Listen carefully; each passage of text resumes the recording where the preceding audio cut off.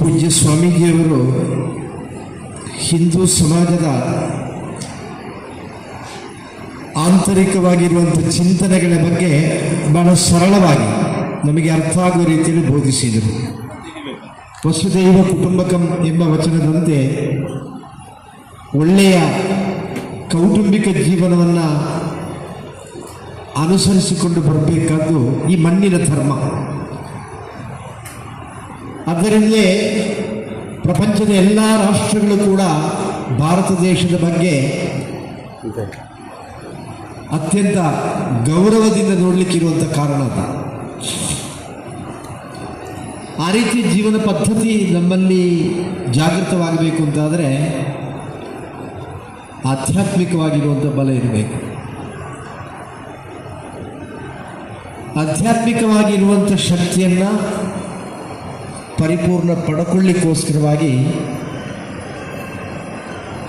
ನಮ್ಮ ದೇವತಾರಾಧನೆಗಳು ನಡೆಯುತ್ತದೆ. ಜೀವನ ಎಂಬುದು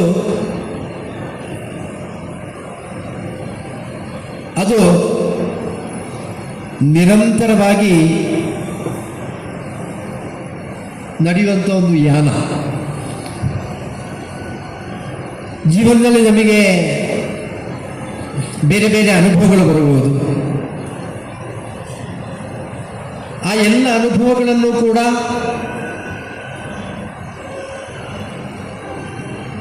ಅನುಭವಿಸಿಕೊಂಡು ತನ್ನ ಜೀವನವನ್ನು ಸರಿಯಾದ ದಾರಿಯಲ್ಲಿ ಪೂರ್ತೀಕರಿಸಲಿಕ್ಕಿರುವಂಥ ಯೋಗ ಪ್ರಾಪ್ತಿಯಾಗಬೇಕು ಅಂತಾದರೆ ಕೇವಲ ನಮ್ಮ ಶಾರೀರಿಕವಾಗಿರುವಂಥ ಬಲ ಇದ್ದರೆ ಸಾಲದು, ಆತ್ಮಬಲವೂ ಕೂಡ ಇರಬೇಕು. ಅದಕ್ಕೋಸ್ಕರವಾಗಿ ಭಗವದಾರಾಧನೆಯನ್ನು ನಮ್ಮ ಶಾಸ್ತ್ರ ಬೋಧಿಸಿಕೊಟ್ಟಿದೆ. ನಾವು ದೇವರಲ್ಲಿ ಪ್ರಾರ್ಥಿಸುವಂಥ ಸಂದರ್ಭದಲ್ಲಿ ತಾವು ಗಮನಿಸಿರ್ಬೋದು, ದಾಸರು ಹಾಡುವಾಗ ಹೇಳ್ತಾರೆ, ತೂ ಸುಖ ಕರತ ತೂ ದುಃಖ ಹರತ ಅಂತ. ನಮಗೆ ಜೀವನದಲ್ಲಿ ಸುಖ ಕೊಡುವವನು ನೀನೇ, ನಮ್ಮ ಆಂತರಿಕವಾಗಿರುವಂಥ ದುಃಖವನ್ನು ಪರಿಹರಿಸುವವನು ನೀನೇ. ಆದರೆ ಸುಖ ಮತ್ತು ದುಃಖ ಎಂದರೆ ಏನು? ಅದನ್ನು ಯಾವ ರೀತಿ ವ್ಯಾಖ್ಯಾನಿಸುವುದು? ಜೀವನದಲ್ಲಿ ಒಬ್ಬೊಬ್ಬರಿಗೆ ಒಂದೊಂದು ಸುಖ. ಒಬ್ಬರಿಗೆ ಒಳ್ಳೆಯ ಸದ್ವಿಚಾರಗಳಿಂದ ಮುನ್ನಡೆಯುತ್ತಾ ಇರುವಂಥ ಒಂದು ಕುಟುಂಬ ಜೀವನ ತುಂಬ ತೃಪ್ತಿಯನ್ನು ನೀಡುವುದಾಗಿದ್ದರೆ, ಮತ್ತೊಬ್ಬರಿಗೆ ಅದರ ಯಾವುದರ ಅಗತ್ಯವೂ ಇಲ್ಲ, ಅದರ ಯಾವುದೇ ಅನಿವಾರ್ಯತೆಯೂ ಇಲ್ಲ, ಅವರ ಚಿಂತನೆ ಬೇರೆ ಇರ್ತದೆ. ಕೆಲವೊಮ್ಮೆ ಸಂಜೆ 6 ಗಂಟೆಯಿಂದ ನಂತರ ನಮಗೆ ಮಾತನಾಡಲಿಕ್ಕೆ ಆಗದೇ ಇರುವವರು, ಅವರಿಗೆ ಮನೆಯಲ್ಲಿ ಹೆಂಡತಿ ಮಕ್ಕಳು ಇದರ ಬಗ್ಗೆ ಎಲ್ಲ ಚಿಂತನೆ ಇಲ್ಲ, ಅವರ ಚಿಂತನೆ ಒಂದೇ, ಅವರಿಗೆ ಜೀವನದಲ್ಲಿ ಸುಖ, ಅದು ಮಾತ್ರ. ದುಃಖ ಎಂಬುದು ಯಾವುದು? ಜೀವನದಲ್ಲಿ ಬೇರೆ ಬೇರೆ ರೀತಿಯ ದುಃಖಗಳು ಬರ್ತದೆ. ಆದ್ದರಿಂದ ಪ್ರಪಂಚದಲ್ಲಿ ಸುಖ ದುಃಖ ಎಂಬುದನ್ನು ವ್ಯಾಖ್ಯಾನಿಸಲಿಕ್ಕಿಲ್ಲ. ಅವನವನ ಮನಸ್ಸಿಗೆ ಯಾವುದು ಸುಖ ಅಂತ ಕಾಣ್ತದೋ ಅದು ಸುಖ, ಅವನವನ ಮನಸ್ಸಿಗೆ ಯಾವುದು ದುಃಖ ಅಂತ ಕಾಣ್ತದೋ ಅದು ದುಃಖ. ನಾವೆಲ್ಲರೂ ಕೂಡ ಜೀವನದಲ್ಲಿ ಸೋಲುವುದು ಈ ಸುಖ ಮತ್ತು ದುಃಖದಿಂದಾಗಿ. ಸುಖ ಬರುವಂಥ ಸಂದರ್ಭದಲ್ಲಿ ನಮ್ಮ ಕಲ್ಪನೆಗೆ ಅನುಸಾರವಾಗಿರುವಂಥ ಸುಖ ಬರುವಾಗ ನಾವೆಲ್ಲವನ್ನೂ ಕೂಡ ಮರೀತೇವೆ. ನಮಗೆ ಸಹಿಸಿಕೊಳ್ಳಿಕ್ಕೆ ಆಗದೇ ಇರುವಂಥ ದುಃಖ ಬರುವಂಥ ಸಂದರ್ಭದಲ್ಲಿ ನಾವು ಆಗಲೂ ಕೂಡ ಎಲ್ಲವನ್ನೂ ಮರೀತೇವೆ.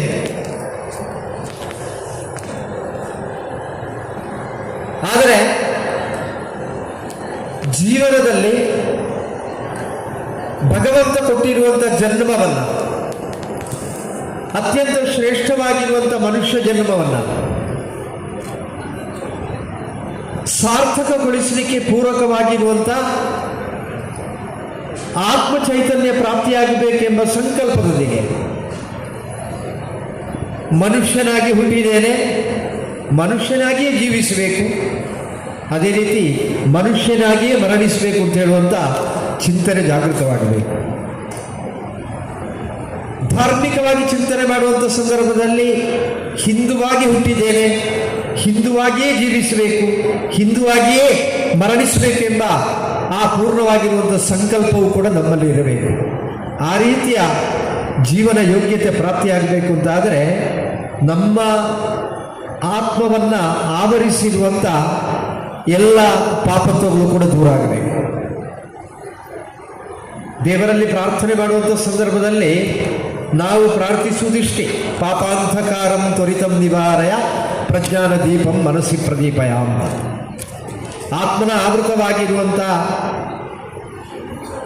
ಪಾಪತ್ವವನ್ನು ಸಂಪೂರ್ಣ ದೂರೀಕರಿಸಿಕೊಟ್ಟು ಜ್ಞಾನವೆಂಬ ಆ ಬೆಳಕನ್ನು ಬೆಳಗಿಸಿಕೊಡುವಂಥ ನಹಿ ಜ್ಞಾನೇನ ಸದೃಶಂ ಎಂಬ ವಚನದಂತೆ ನಮ್ಮ ಈ ಮುಖದಲ್ಲಿರುವಂಥ ಕಣ್ಣಿಗೆ ಎಲ್ಲವನ್ನೂ ಕೂಡ ಅಧ್ಯಯನ ಮಾಡಲಿಕ್ಕೆ ಸಾಧ್ಯ ಇಲ್ಲ. ಆದರೆ ಜ್ಞಾನವೆಂಬ ಕಣ್ಣಿಗೆ ಇಡೀ ಪ್ರಪಂಚವನ್ನು ಅಧ್ಯಯನ ಮಾಡಲಿಕ್ಕೆ ಸಾಧ್ಯ ಇದೆ. ಆ ಪ್ರಪಂಚವನ್ನು ಅರಿತುಕೊಂಡು ಆ ಪ್ರಪಂಚದಲ್ಲಿ ತನಗೆ ಲಭಿಸಿರುವಂಥ ಜನ್ಮವನ್ನು ಅದನ್ನು ಕ್ರಮಬದ್ಧವಾಗಿ ಪಾಲಿಸಿಕೊಂಡು ಬರಬೇಕಾದ್ದು ಹೇಗೆ ಎಂಬ ಚಿಂತನೆ ನನ್ನಲ್ಲಿ ಜಾಗೃತವಾಗಲಿ ಎಂಬ ಪ್ರಾರ್ಥನೆಯನ್ನು ನಾವು ದೇವರಲ್ಲಿ ಮಾಡುತ್ತೇವೆ. ಆದರೆ ಆ ರೀತಿಯ ಶಕ್ತಿ ಯಾಕೆ ಇದೆ ಅಥವಾ ಅದು ಎಲ್ಲಿಂದ ಬಂದಿದೆ, ದೇವರ ಶಕ್ತಿ ಇದೆಯೋ ಇಲ್ಲೋ ಎಂಬುದಕ್ಕೆ ನಮಗೆ ಬೇಕಾದಷ್ಟು ಉದಾಹರಣೆಗಳು ಸಿಗ್ತದೆ. ನಾನು ಯಾವುದ್ಯಾವುದೋ ಉದಾಹರಣೆಗಳಿಗೆ ಹೋಗ್ತಾ ಇಲ್ಲ. ನನ್ನ ಕುಟುಂಬದಲ್ಲಿ ನಡೆದಿರತಕ್ಕಂಥ ಒಂದು ಘಟನೆಯ ಬಗ್ಗೆ ನಾನು ತಮ್ಮ ಮುಂದೆ ಒಂದು ವಿಚಾರವನ್ನು ನೀಡಲಿಕ್ಕೆ ಪ್ರಯತ್ನಿಸ್ತಾ ಇದ್ದೇನೆ. ನನ್ನ ಅಕ್ಕನ ಮಗಳು, ಅವಳು ಬ್ಯಾಂಗ್ಳೂರಿನಲ್ಲಿ ವಾಸವಾಗಿರೋದು. ಒಮ್ಮೆ ಬ್ಯಾಂಗ್ಳೂರಿನಲ್ಲಿ ನಾನು ನನ್ನ ವೃತ್ತಿಪರವಾಗಿರುವಂಥ ಕಾರ್ಯಕ್ರಮದ ನಿಮಿತ್ತ ಹೋಗಿದ್ದೆ. ಅವಳು ವಾಸಿಸುವಂಥ ಫ್ಲ್ಯಾಟಿನ ಯಜಮಾನರ ಕಾರ್ಯಕ್ರಮ ಫ್ಲ್ಯಾಟಿನ ಕೆಳಗಡೆ ನಡೆದದ್ದು. ನನಗೆ ಅವಳು ಅಲ್ಲಿದ್ದಾಳೆ ಅಂತ ಗೊತ್ತಿಲ್ಲ. ಆದರೆ ಅಲ್ಲಿ ಕಾರ್ಯಕ್ರಮ ನಡೀತಾ ಇರುವಂತಾಗ ಸಮಯದಲ್ಲಿ ಅವಳು ಬರ್ತಾಳೆ. ನನ್ನ ಜೊತೆಯಲ್ಲಿ ಧರ್ಮಪತ್ನಿಯು ಕೂಡ ಬಂದಿದ್ಲು. ಅಲ್ಲಿ ಮಾತನಾಡಿದ ನಂತರ ಮತ್ತೆ ಮರುದಿವಸ ಅವರ ಮನೆಗೆ ಹೋಗಿದ್ದೆವು. ನಾವು ಬೆಳಗಿಂದ ಸಂಜೆವರೆಗೆ ಅಲ್ಲಿದ್ದೆವು. ಈಗ ಒಂದು 4 ದಿವಸದ ಹಿಂದೆ ಅವಳು ನಮ್ಮ ಮನೆಗೆ ಬಂದಿದ್ದಾಳೆ. ಆ ಬಂದ ನಂತರ ನನ್ನ ಧರ್ಮಪತ್ನಿ ಅವಳನ್ನು ಕರ್ಕೊಂಡು ಪೆರಡಾಲ ದೇವಸ್ಥಾನಕ್ಕೆ ಬರೋದಂತ ತೀರ್ಮಾನ ಮಾಡಿದ್ದೆ. ಆಗ ಏನು ವಿಷಯ ಅಂತ ಕೇಳುವಾಗ ನನ್ನ ಹತ್ರ ಧರ್ಮಪತ್ನಿ ಕೂಡ ಹೇಳಿಲ್ಲ. ಆಯಿತು, ಹೀಗೆ ಹೇಳುವಾಗ ಅವರಿಗೆ ಅಲ್ಲಿ ಕುಟ್ಟಿಚಾತನಿಗೆ ಜೋಡು ಪಡೆ ಕೊಡ್ಲಿಕ್ಕೆ ಉಂಟಂತೆ.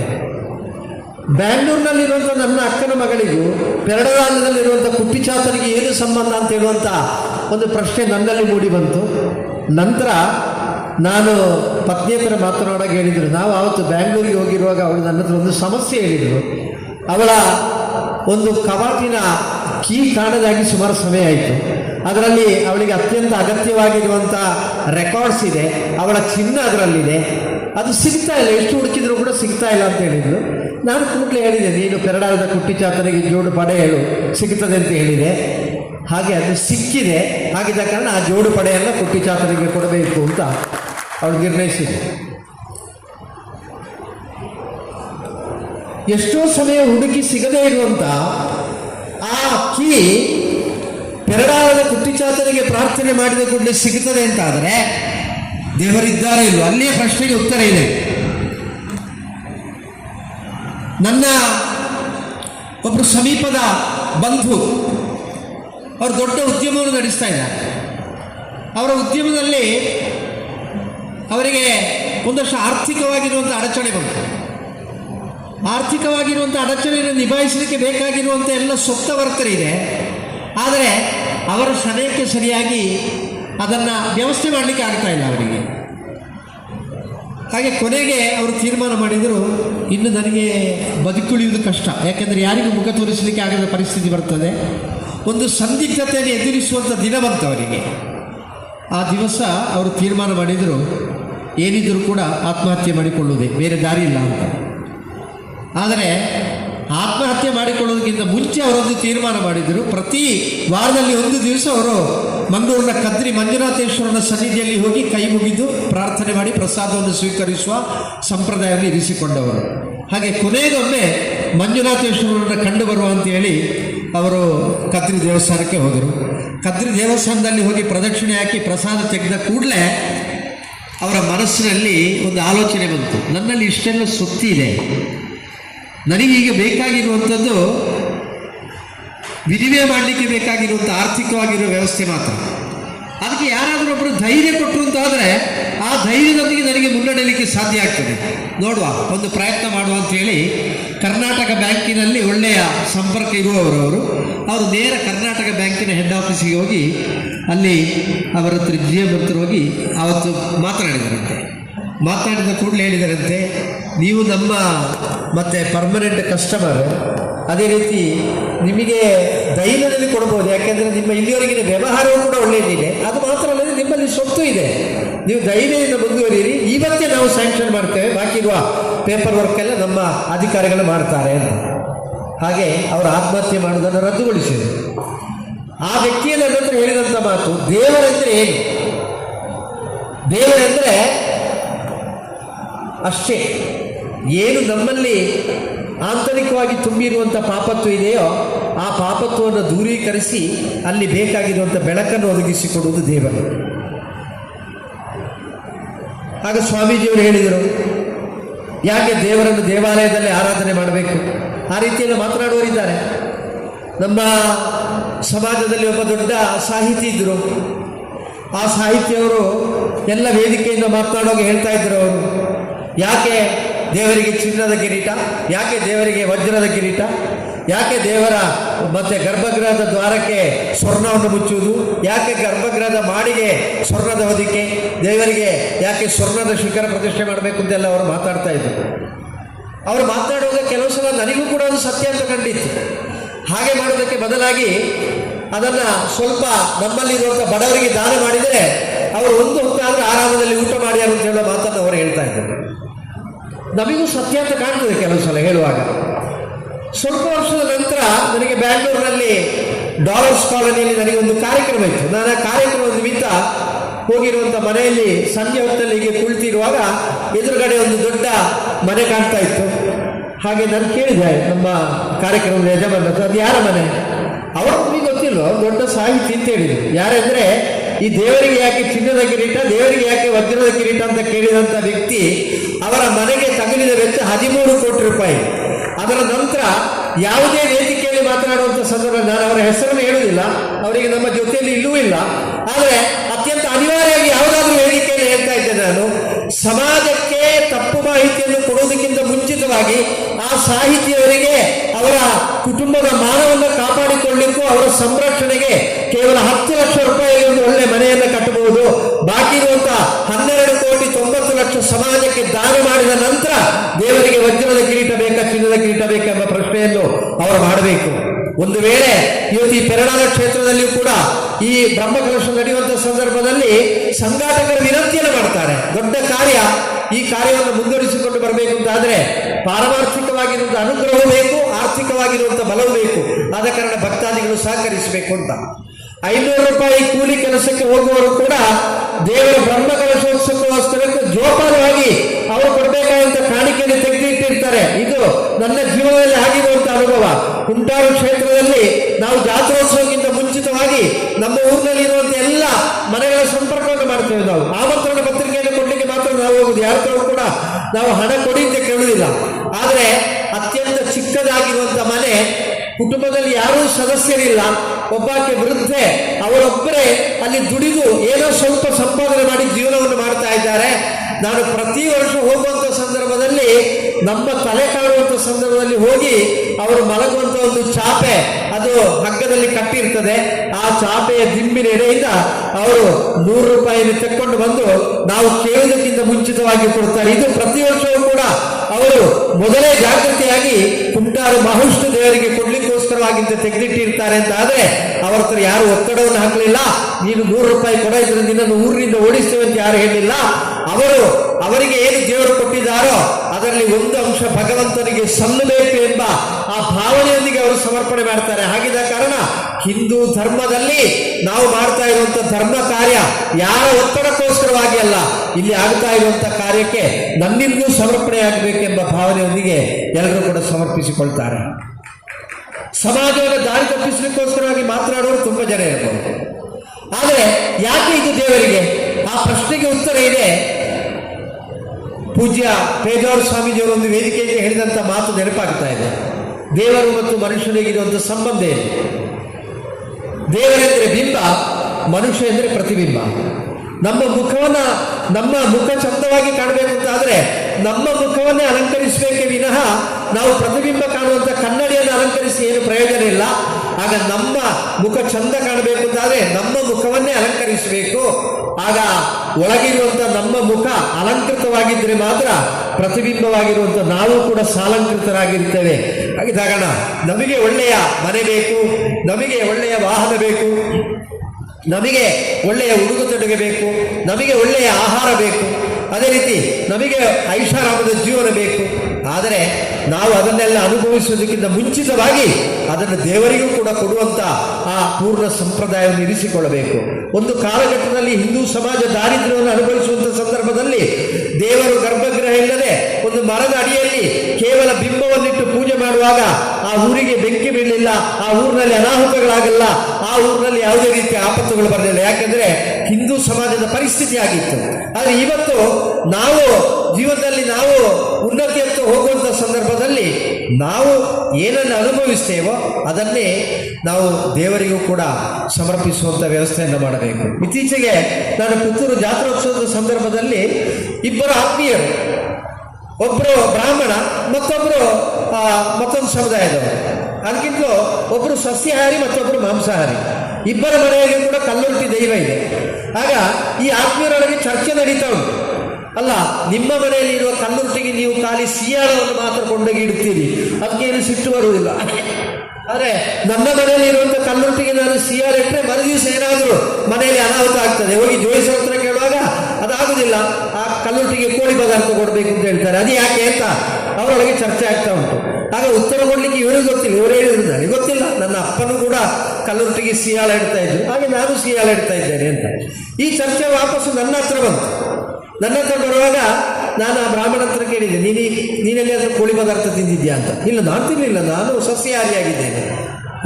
ಆಗ ಅವ್ರ ಹತ್ರ ಕೇಳಿದೆ, ನೀವು ಕೋಳಿ ಪದಾರ್ಥ ತಿಂತೀರಾ? ನನಗೆ ವಾರದಲ್ಲಿ ದಿವಸ ಕೋಳಿ ಪದಾರ್ಥ ಇಲ್ಲದ್ರೆ ಮತ್ತೆ ನನ್ನ ಅವಸ್ಥೆ ಹೇಳಿ ಸುಖ ಇಲ್ಲ ಅಂತ ಹೇಳಿದರು. ಅಷ್ಟೇ ಇರುವುದು, ನೀವೇನನ್ನ ಸ್ವೀಕರಿಸ್ತೀರೋ ಅದನ್ನು ದೇವರಿಗೆ ಕೊಟ್ಟರೆ ಸಾಕು. ನೀವು ಸ್ವೀಕರಿಸುವಂಥದ್ದನ್ನು ದೇವರಿಗೆ ಯಾವತ್ತೂ ಕೂಡ ಸಮರ್ಪಿಸಬೇಕು ಅಂತ ಹೇಳುವಂಥ ಸಂಸ್ಕಾರವೇ ನಮ್ಮ ಹಿಂದೂ ಧರ್ಮದಲ್ಲಿ ಇರುವಂಥದ್ದು ಅಂತ ಹೇಳುವ ಮಾತು. ಅದನ್ನೇ ಭಗವಾನ್ ಶ್ರೀಕೃಷ್ಣ ಪರಮಾತ್ಮ ಗೀತೆಯಲ್ಲಿ ಕೂಡ ಉಲ್ಲೇಖಿಸಿದ. ನೀನು ನನಗೆ ಏನು ಕೊಡಬೇಕು ಅಂತ ನಾನು ನಿನ್ನ ಹತ್ರ ಅಪೇಕ್ಷಿಸ್ತಿಲ್ಲ. ಪತ್ರಂ ಪುಷ್ಪಂ ಫಲಂ ತ್ವಯಂ, ನಿನಗೆ ಯಾವುದು ಸಾಧ್ಯ ಆಗ್ತದೆ ಅದನ್ನು ನೀನು ಕೊಡು, ನಾನು ಅದನ್ನು ಸ್ವೀಕಾರ ಮಾಡಿಕೊಳ್ತೇನೆ ಅಂತ. ಆದರೆ ಸಾಧ್ಯವಾಗುವುದನ್ನು ಕೊಡಲೇಬೇಕು. ಶಕ್ತಿ ಇರುವವರು ಸರಿಯಾದ ಕ್ರಮದಲ್ಲಿ ದೇವರ ಆರಾಧನೆಯನ್ನು ಮಾಡಬೇಕು. ಶಕ್ತಿಹೀನರು ಮನಸ್ಸಿನಿಂದ ದೇವರನ್ನು ಭಜಿಸಿದರೆ ಸಾಕು. ಇದು ಧರ್ಮಶಾಸ್ತ್ರ ಬೋಧಿಸಿರುವಂಥ ವಿಚಾರ. ಆದ್ದರಿಂದ ಭಾರತ ದೇಶ ಮಾತ್ರ ಅಲ್ಲ, ಇವತ್ತು ಪ್ರಪಂಚದಾದ್ಯಂತ, ಕೇವಲ ಭಾರತದಲ್ಲಿ ಮಾತ್ರ ಅಲ್ಲ, ಇವತ್ತು ಹಿಂದೂ ದೇವಾಲಯಗಳಿರುವಂಥದ್ದು, ಆರಾಧನೆಗಳು ನಡೆಯುವಂಥದ್ದು. ಗಲ್ಫ್ ರಾಷ್ಟ್ರದಲ್ಲಿ ಕೂಡ ದೇವಾಲಯದ ನಿರ್ಮಾಣ ಆಗಿದೆ. ಕ್ರಿಶ್ಚಿಯನ್ ಸಂಸ್ಕಾರ ಇರುವಂಥ ಅಮೆರಿಕದಲ್ಲಿ ಬೇಕಾದಷ್ಟು ಹಿಂದೂ ಧಾರ್ಮಿಕ ಕ್ಷೇತ್ರಗಳ ನಿರ್ಮಾಣ ಆಗಿದೆ. ಅಲ್ಲಿರುವ ಚರ್ಚ್ಗಳೆಲ್ಲ ಬಾಗಿಲು ಹಾಕಿ ಅಲ್ಲಿ ಶ್ರೀಕೃಷ್ಣನ ವಿಗ್ರಹದ ಪ್ರತಿಷ್ಠಾಪನೆಯಾಗಿ ಆರಾಧನೆ ನಡೀತಾ ಇದೆ. ಭಾರತದಲ್ಲಿ ಮಾತ್ರ ಅಲ್ಲ, ಸಾರ್ವಜನಿಕವಾಗಿರುವಂಥ ಗಣೇಶೋತ್ಸವ ನಡೆಯುವಂಥದ್ದು. ಪ್ರಪಂಚದ ಬೇರೆ ಬೇರೆ ರಾಷ್ಟ್ರಗಳಲ್ಲಿ ಕೂಡ ಸಾರ್ವಜನಿಕವಾಗಿರುವಂಥ ಗಣೇಶೋತ್ಸವ ನಡೀತದೆ ಅಂತಾದರೆ ಇದು ಭಾರತದ ಆಂತರಿಕವಾಗಿರುವಂಥ ಧರ್ಮ. ಅದನ್ನು ಯಾರು ಬೇಕಾದರೂ ಕೂಡ ಅಳವಡಿಸಿಕೊಳ್ಬಹುದು. ಆ ಸಂಸ್ಕಾರ ಪೂರ್ಣವಾಗಿರುವಂಥ ಧರ್ಮಕ್ಕೆ ಆಧಾರವಾಗಿರುವಂಥದ್ದು ನಮ್ಮ ಆಧ್ಯಾತ್ಮಿಕವಾಗಿರುವಂಥ ಚಿಂತನೆಗಳು. ಆ ಆಧ್ಯಾತ್ಮಿಕವಾಗಿರುವಂಥ ವಿಚಾರಗಳನ್ನು ಅನುಷ್ಠಾನಕ್ಕೆ ತರುವಲ್ಲಿ ಅತ್ಯಂತ ಪ್ರಧಾನವಾಗಿರುವಂಥ ಪಾತ್ರವನ್ನು ಕಲಿಯುಗದಲ್ಲಿ ವಹಿಸ್ತಾ ಇರುವಂಥದ್ದು ಯಾವುದೆಂದರೆ ಕ್ಷೇತ್ರಗಳು. ಯಾಕೆ ಕಲಿಯುಗದಲ್ಲಿ ಕ್ಷೇತ್ರಗಳು ಬಂತು? ಧರ್ಮದ ಸ್ಥಿತಿ ಆಗಿದೆ. ಕೃತಯುಗದಲ್ಲಿರುವಂಥ ಧರ್ಮದ ನೆಲೆ ಅದು ತ್ರೇತಾಯುಗಕ್ಕೆ ಬರುವಾಗ ಕ್ಷೀಣಿಸ್ತದೆ. ಅದೇ ಮೂರನೇ ಯುಗ ಬರುವಾಗ, ದ್ವಾಪರ ಯುಗಕ್ಕೆ ಬರುವಾಗ ಮತ್ತೂ ಕೂಡ ಕ್ಷೀಣಿಸ್ತದೆ. 4ನೇ ಯುಗ ಆಗಿರುವಂಥ ಈ ಕಲಿಯುಗಕ್ಕೆ ಬರುವಾಗ ಅದು ಮತ್ತೂ ಕೂಡ ಕ್ಷೀಣಿಸಿದೆ. ಅದಕ್ಕೋಸ್ಕರವಾಗಿ ಒಬ್ಬರು ವಿದ್ವಾಂಸರು ವೇದಿಕೆಯಿಂದ ಮಾತನಾಡುವಾಗ ಧರ್ಮವನ್ನ ಎತ್ತಿಗೆ ಹೋಲಿಸಿದರು. ಅವರು ಹೇಳ್ತಾರೆ, ಧರ್ಮವೆಂಬ ಎತ್ತಿಗೆ ಕೃತಯುಗದಲ್ಲಿ 4 ಕಾಲುಗಳಿತ್ತು, ಅದು ಗಟ್ಟಿಯಾಗಿ ನಿಲ್ತಾ ಇತ್ತು. ಆದರೆ ತ್ರೇತಾಯುಗಕ್ಕೆ ಬರುವಂಥ ಸಂದರ್ಭದಲ್ಲಿ ಅದರ 1 ಕಾಲು ತುಂಡರಿಸಲ್ಪಟ್ಟಿದ್ದು, ಅದು ಕೇವಲ 3 ಕಾಲುಗಳಲ್ಲಿ ನಿಲ್ಲುವಂಥ ಪರಿಸ್ಥಿತಿ ನಿರ್ಮಾಣ ಆಯಿತು. ದ್ವಾಪರ ಯುಗಕ್ಕೆ ಬರುವಾಗ 2 ಕಾಲುಗಳು ಕೂಡ ತುಂಡರಿಸಲ್ಪಟ್ಟಿತ್ತು, ಅದು 2 ಕಾಲದಲ್ಲಿ ನಿಲ್ಲುವಂಥ ಪರಿಸ್ಥಿತಿ ನಿರ್ಮಾಣ ಆಯಿತು. ಹಾಗೆ ಕಲಿಯುಗಕ್ಕೆ ಬರುವಂಥ ಸಂದರ್ಭದಲ್ಲಿ 3 ಕಾಲುಗಳು ಕೂಡ ತುಂಡಾಗಿದೆ, ಕೇವಲ 1 ಕಾಲಿನಲ್ಲಿ ಧರ್ಮ ನಿಲ್ಲುವಂಥ, ಧರ್ಮವೆಂಬ ಎತ್ತು ನಿಲ್ಲುವ ಪರಿಸ್ಥಿತಿ ನಿರ್ಮಾಣ ಆಗಿದೆ ಅಂತಾದರೆ ಅದರ ಅರ್ಥ ನಮ್ಮಲ್ಲಿರುವಂಥ ಚಿಂತನೆ ಎಷ್ಟು. ದೇವಾಲಯಕ್ಕೆ ನಾವು ಹೋಗುವಂಥ ಸಂದರ್ಭದಲ್ಲಿ ಅತ್ಯಂತ ಭಕ್ತಿಯಿಂದ ನಾವು ದೇವರಲ್ಲಿ ಪ್ರಾರ್ಥನೆ ಮಾಡಬೇಕು ಅಂತ ಎಣಿಸಿಕೊಂಡ್ರೂ ಕೂಡ ದೇವಾಲಯದ ಒಳಗೆ ಹೋಗುವಂಥ ಸಂದರ್ಭದಲ್ಲಿ ನಮ್ಮ ಕಣ್ಣಿಗೆ ಕಾಣುವಂಥ ಬೇರೆ ಬೇರೆ ವಿಚಾರಗಳು, ಕಿವಿಗೆ ಕೇಳುವಂಥ ಬೇರೆ ಬೇರೆ ಶಬ್ದಗಳು, ಅದೆಲ್ಲವೂ ಕೂಡ ನಮ್ಮ ಏಕಾಗ್ರತೆಯನ್ನು ನಷ್ಟಪಡಿಸ್ತದೆ. ನಮಗೆ ಆ ರೀತಿ ಪ್ರಾರ್ಥಿಸಲಿಕ್ಕೆ ಆಗದೇ ಇರುವಂಥ ಪರಿಸ್ಥಿತಿ ನಿರ್ಮಾಣ ಆಗ್ತದೆ. ದೇವರನ್ನ ತಪಸ್ಸಿನ ಮುಖಾಂತರ ಒಲಿಸಿಕೊಂಡ ಹಿರಿಯರಿದ್ದಾರೆ, ನಾವು ಅನೇಕರ ಜೀವನ ಚರಿತ್ರೆಯನ್ನು ಓದಿದ್ದೇವೆ. ಆ ರೀತಿಯ ತಾಪಸಿಕವಾಗಿರುವಂಥ ಗುಣ ನಮ್ಮಲ್ಲಿದೆ ಅಂತ ಕೇಳಿದರೆ ಅಷ್ಟಕ್ಕೆ ಇರುವಂಥ ತಾಳ್ಮೆ ಇಲ್ಲ, ಅಷ್ಟಕ್ಕೆ ಇರತಕ್ಕಂಥ ಶ್ರದ್ಧೆ ಇಲ್ಲ, ಅಥವಾ ಆ ರೀತಿ ಪ್ರಯತ್ನ ಬರಲಿಕ್ಕೆ ಇರತಕ್ಕಂಥ ಮನಸ್ಥಿತಿಯೂ ಇಲ್ಲ.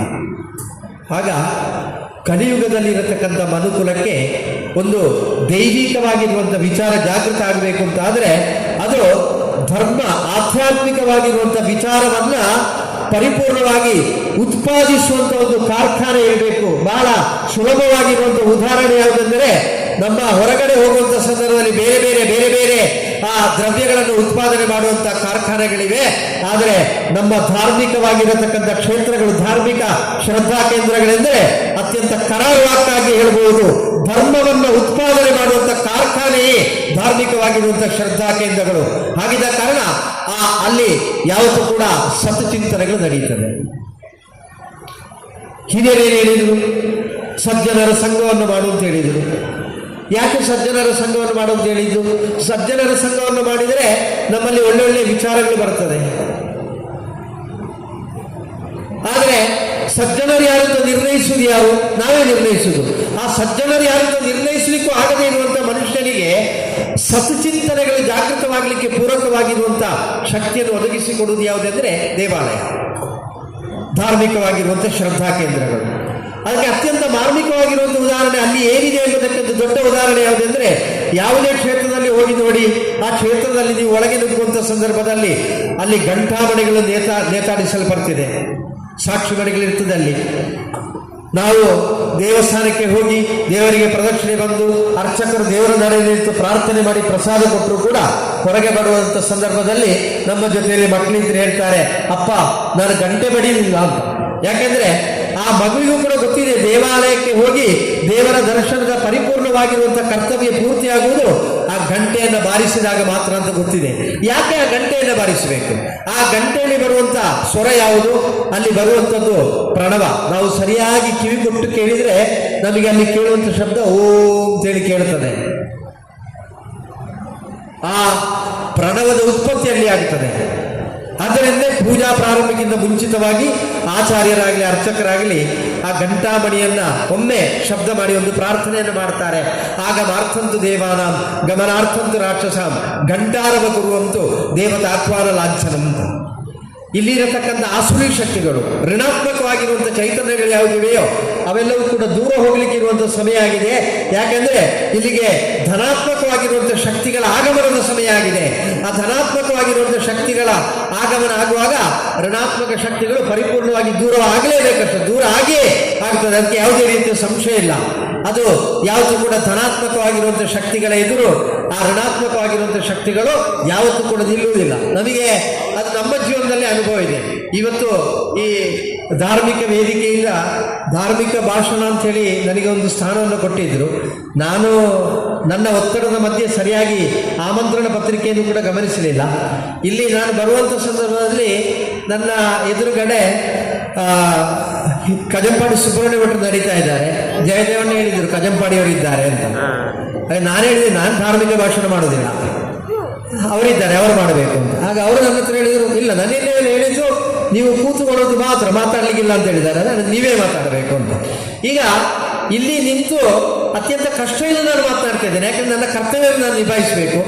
ಆ ಜೀವನದಲ್ಲಿ ಬೇಕಾದಷ್ಟು ಅನುಭವ ಇರುವವರು, ಅದೇ ರೀತಿ ಈ ದೇಶದ ಬೇರೆ ಬೇರೆ ಪ್ರದೇಶಗಳಲ್ಲಿ ಇರತಕ್ಕಂಥ ಎಲ್ಲ ವಿಚಾರಗಳನ್ನು ಗಮನಿಸಿದವರು, ಜೀವನದಲ್ಲಿ ಕೇವಲ ಬೋಧನೆಯನ್ನು ಮಾತ್ರ ಕೊಡುವುದಲ್ಲ, ತಾತ್ವಿಕವಾಗಿ ಅದನ್ನು ಜೀವನದಲ್ಲಿ ಅಳವಡಿಸಿಕೊಂಡಿರುವಂಥ ಹಿರಿಯರೆದುರು ನಮಗೆ ಮಾತನಾಡಲಿಕ್ಕೆ ಅಳುಕಾಗ್ತದೆ ಅಂತ ಹೇಳಿದ್ರೆ ಅರ್ಥ ಇಷ್ಟೇ: ಎಲ್ಲಿ ಧನಾತ್ಮಕವಾಗಿರುವಂಥ ಶಕ್ತಿ ಇದೆಯೋ ಅಲ್ಲಿ ಋಣಾತ್ಮಕವಾಗಿರುವಂಥ ಶಕ್ತಿಗೆ ತನ್ನ ಅಸ್ತಿತ್ವವನ್ನು ಉಳಿಸಿಕೊಳ್ಳಿಕ್ಕೆ ಆಗುವುದಿಲ್ಲ, ಅದು ತನ್ನಿಂದ ತಾನೇ ಓಡಬೇಕಷ್ಟೇ.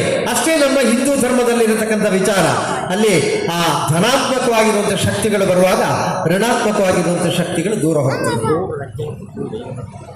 ಈ ವೈಚಾರಿಕವಾಗಿರುವಂಥ ಸಿದ್ಧಾಂತವನ್ನು ಒಳಗೊಂಡಿರುವಂಥದ್ದು ಕ್ಷೇತ್ರ. ಆಗ ಕ್ಷೇತ್ರದಲ್ಲಿ ನಾವೀಗ ನವೀಕರಣ, ಪುನಃ ಪ್ರತಿಷ್ಠೆ, ಅಷ್ಟಬಂಧ, ಬ್ರಹ್ಮಕಲಶೋತ್ಸವ, ಆಮಂತ್ರಣ ಪತ್ರಿಕೆಯಲ್ಲಿ ದೊಡ್ಡದಾಗಿ ವಿಚಾರಗಳ ಮುದ್ರಣ ಆಗಿರ್ತದೆ. ಅದೇ ರೀತಿ ಕ್ಷೇತ್ರ ಆಚಾರ್ಯರಲ್ಲಿ ಹೋಗುವಾಗ ಅವರು ಸುಮಾರು 10 ಪುಟ ಇರುವಂಥ ಒಂದು ಪಟ್ಟಿಯನ್ನು ಕೊಡ್ತಾರೆ. ಆ ಬ್ರಹ್ಮಕಲಶ ಮಾಡಲಿಕ್ಕೆ ಇಷ್ಟು ಸಾಮಾನುಗಳು ಬೇಕು ಅಂತ. ಆ ಪಟ್ಟಿಯನ್ನು ಹಿಡ್ಕೊಂಡು ಕ್ಷೇತ್ರದವರಿಗೆ ತಲೆಬಿಸಿ ಇಲ್ಲಿ ಜೀರ್ಣೋದ್ಧಾರ ಕಾರ್ಯದ ಸಾಲವೇ ಮುಗಿಲಿಲ್ಲ. ಅದರ ಜೊತೆಯಲ್ಲಿ ಇನ್ನು ಇದಕ್ಕೆ ಬೇಕಾಗಿರುವಂಥ ಸಾಹಿತ್ಯವನ್ನು ತಯಾರು ಮಾಡೋದು ಹೇಗೆ ಅಂತ ಹೇಳುವಂಥ ಚಿಂತನೆ ಇರ್ತದೆ. ಆದರೆ ನಾವು ಸರಿಯಾಗಿ ಗಮನಿಸಿದರೆ ಆ ಎಲ್ಲ ಸಾಹಿತ್ಯಗಳು ಯಾಕೆಂದರೆ ಕ್ಷೇತ್ರದಲ್ಲಿ ಈಗ ನವದಿನ ಪರ್ಯಂತ 9 ದಿವಸಗಳ ಕಾಲ ಪೆರಡಾಲ ಉದರೇಶ್ವರ ಸನ್ನಿಧಿಯಲ್ಲಿ ಬ್ರಹ್ಮಕಲಶ ನಡೀತದೆ ಅಂತಾದರೆ ಅದು ಪ್ರತಿ ದಿವಸವೂ ಕೂಡ ಒಂದು ಹೆಜ್ಜೆಯಿಂದ ಮತ್ತೊಂದು ಹೆಜ್ಜೆಗೆ ದಾಟುವಂಥ ವ್ಯವಸ್ಥೆ ಇದೆ. ಕ್ಷೇತ್ರದಲ್ಲಿ ನಾವು ಆಚಾರ್ಯ ವರ್ಣವನ್ನು ಮಾಡಿಯೇ ಕಾರ್ಯವನ್ನು ಪ್ರಾರಂಭ ಮಾಡಬೇಕು. ನಮ್ಮ ಕ್ಷೇತ್ರದ ಈ ದೈವಿಕವಾಗಿರುವಂಥ ಕಾರ್ಯವನ್ನು ಅತ್ಯಂತ ಯೋಗ್ಯವಾಗಿ ಅನುಷ್ಠಾನಿಸಲಿಕ್ಕೆ ಪೂರಕ ಆಗಿರುವಂಥ ವ್ಯಕ್ತಿಗಳು ಅಂತ ಹೇಳುವುದನ್ನು ನಾವು ನಿರ್ಣಯ ಮಾಡಿಕೊಳ್ಬೇಕು. ಆ ಕ್ಷೇತ್ರದ ಪ್ರತಿನಿಧಿಗಳು ನಿರ್ಣಯ ಮಾಡಿಕೊಳ್ಬೇಕು. ಶಾಸ್ತ್ರ ಏನು ಹೇಳಿತ್ತು? ವಿಪ್ರಕುಲೀನ ಕೃತ ಸಂಸ್ಕ್ರಿಯೋಗ ಸ್ವದೀತ ವೇದ ಆಗಮ ಶಾಸ್ತ್ರವೇತ್ತ ವರ್ಣಾಶ್ರಮಾಚಾರ ಪರೋಧಿ ದೀಕ್ಷೋ ದಕ್ಷ ತಪಸ್ವಿ ಗುರುರಾಸ್ತಿಕೋಸ್ತು ಅಂತ ಹೇಳಿತ್ತು. ಆಚಾರ್ಯರು ಹೇಗಿರಬೇಕು? ವಿಪ್ರ ಎಂದರೆ ಒಂದು ಬ್ರಾಹ್ಮಣ ಅಂತ ಹೇಳುವಂಥ ಅರ್ಥ, ಆದರೆ ಅದರ ಆಂತರಿಕವಾಗಿರುವಂಥ ತಾತ್ಪರ್ಯ ಏನೆಂದರೆ ಅದರಲ್ಲಿ ಇದೆ. ವಿ ಅಂದರೆ ವಿದ್ವತ್, ಪ್ರಾಯ ಅಂದರೆ ಪ್ರಾಜ್ಞತೆ. ನಮಗೆ ನಾವು ಮಾಡ್ತಾ ಇರುವಂಥ ಕರ್ತವ್ಯದ ಬಗ್ಗೆ ಅಧ್ಯಯನ ಇರಬೇಕು. ಗುರುಮುಖದಿಂದ ಅಧ್ಯಯನ ಮಾಡಿರಬೇಕು. ಕೇವಲ ಅಧ್ಯಯನ ಮಾಡಿದರೆ ಸಾಲದು, ಅದನ್ನು ಜೀವನದಲ್ಲಿ ಅಳವಡಿಸಿಕೊಂಡು ಅನುಭವಿಸಿರಬೇಕು. ಆ ಅನುಭವಿಸಿರುವಂಥ ಪೂರ್ಣವಾಗಿರುವಂಥ ವಿಚಾರ ಇರುವವರು ಮಾತ್ರ ತಾನು ಇಡುವಂಥ ಪ್ರತಿಯೊಂದು ಹೆಜ್ಜೆಯಲ್ಲಿ ಕೂಡ ಜಾಗರೂಕತೆಯಿಂದ ಹೆಜ್ಜೆ ಇಡ್ತಾರೆ. ಬೆಂಕಿ ಹೇಗಿದೆ ಅನ್ನೋದು ಗೊತ್ತಿರುವ ಬೆಂಕಿಯ ಬಗ್ಗೆ ಜಾಗ್ರತೆ ಮಾಡ್ತಾರೆ. ನದಿಯಲ್ಲಿರುವಂಥ ಪ್ರವಾಹ ಹೇಗಿದೆ ಅಂತ ಗೊತ್ತಿರುವ ಆ ನದಿಯನ್ನು ದಾಟುವಂಥ ಸಂದರ್ಭದಲ್ಲಿ ಜಾಗ್ರತೆ ಮಾಡ್ತಾರೆ. ವಾಹನದ ಬಗ್ಗೆ ಪರಿಪೂರ್ಣವಾಗಿ ಗಮನ ಇರುವವರು, ಗೊತ್ತಿರುವವರು ಆ ವಾಹನವನ್ನು ಚಲಾಯಿಸುವಂಥ ಸಂದರ್ಭದಲ್ಲಿ ಜಾಗ್ರತೆ ಮಾಡ್ತಾರೆ. ಹಾಗೆಯೇ ಅನುಭವ ಇರುವವರು ಯಾವ ಕಾರ್ಯವನ್ನು ಮಾಡಿದರೂ ಕೂಡ ಅದು ಪಕ್ವತೆಯಿಂದ ಮುಂದುವರಿಯುತ್ತದೆ. ಮನೆಯಲ್ಲಿ 10 ಜನಕ್ಕೆ ಅಡಿಗೆ ಮಾಡುವಾಗ ಕೂಡ ತಾಯಂದಿರು ರುಚಿಯಾಗಿರುವ ಪದಾರ್ಥ ಮಾಡ್ತಾರೆ. ಅದೇ ತಾಯಂದಿರು ಸುಮಾರು 100 ಜನಕ್ಕೆ ಮಾಡುವಾಗ ಕೂಡ ಅದೇ ರುಚಿ ಇರ್ತದೆ.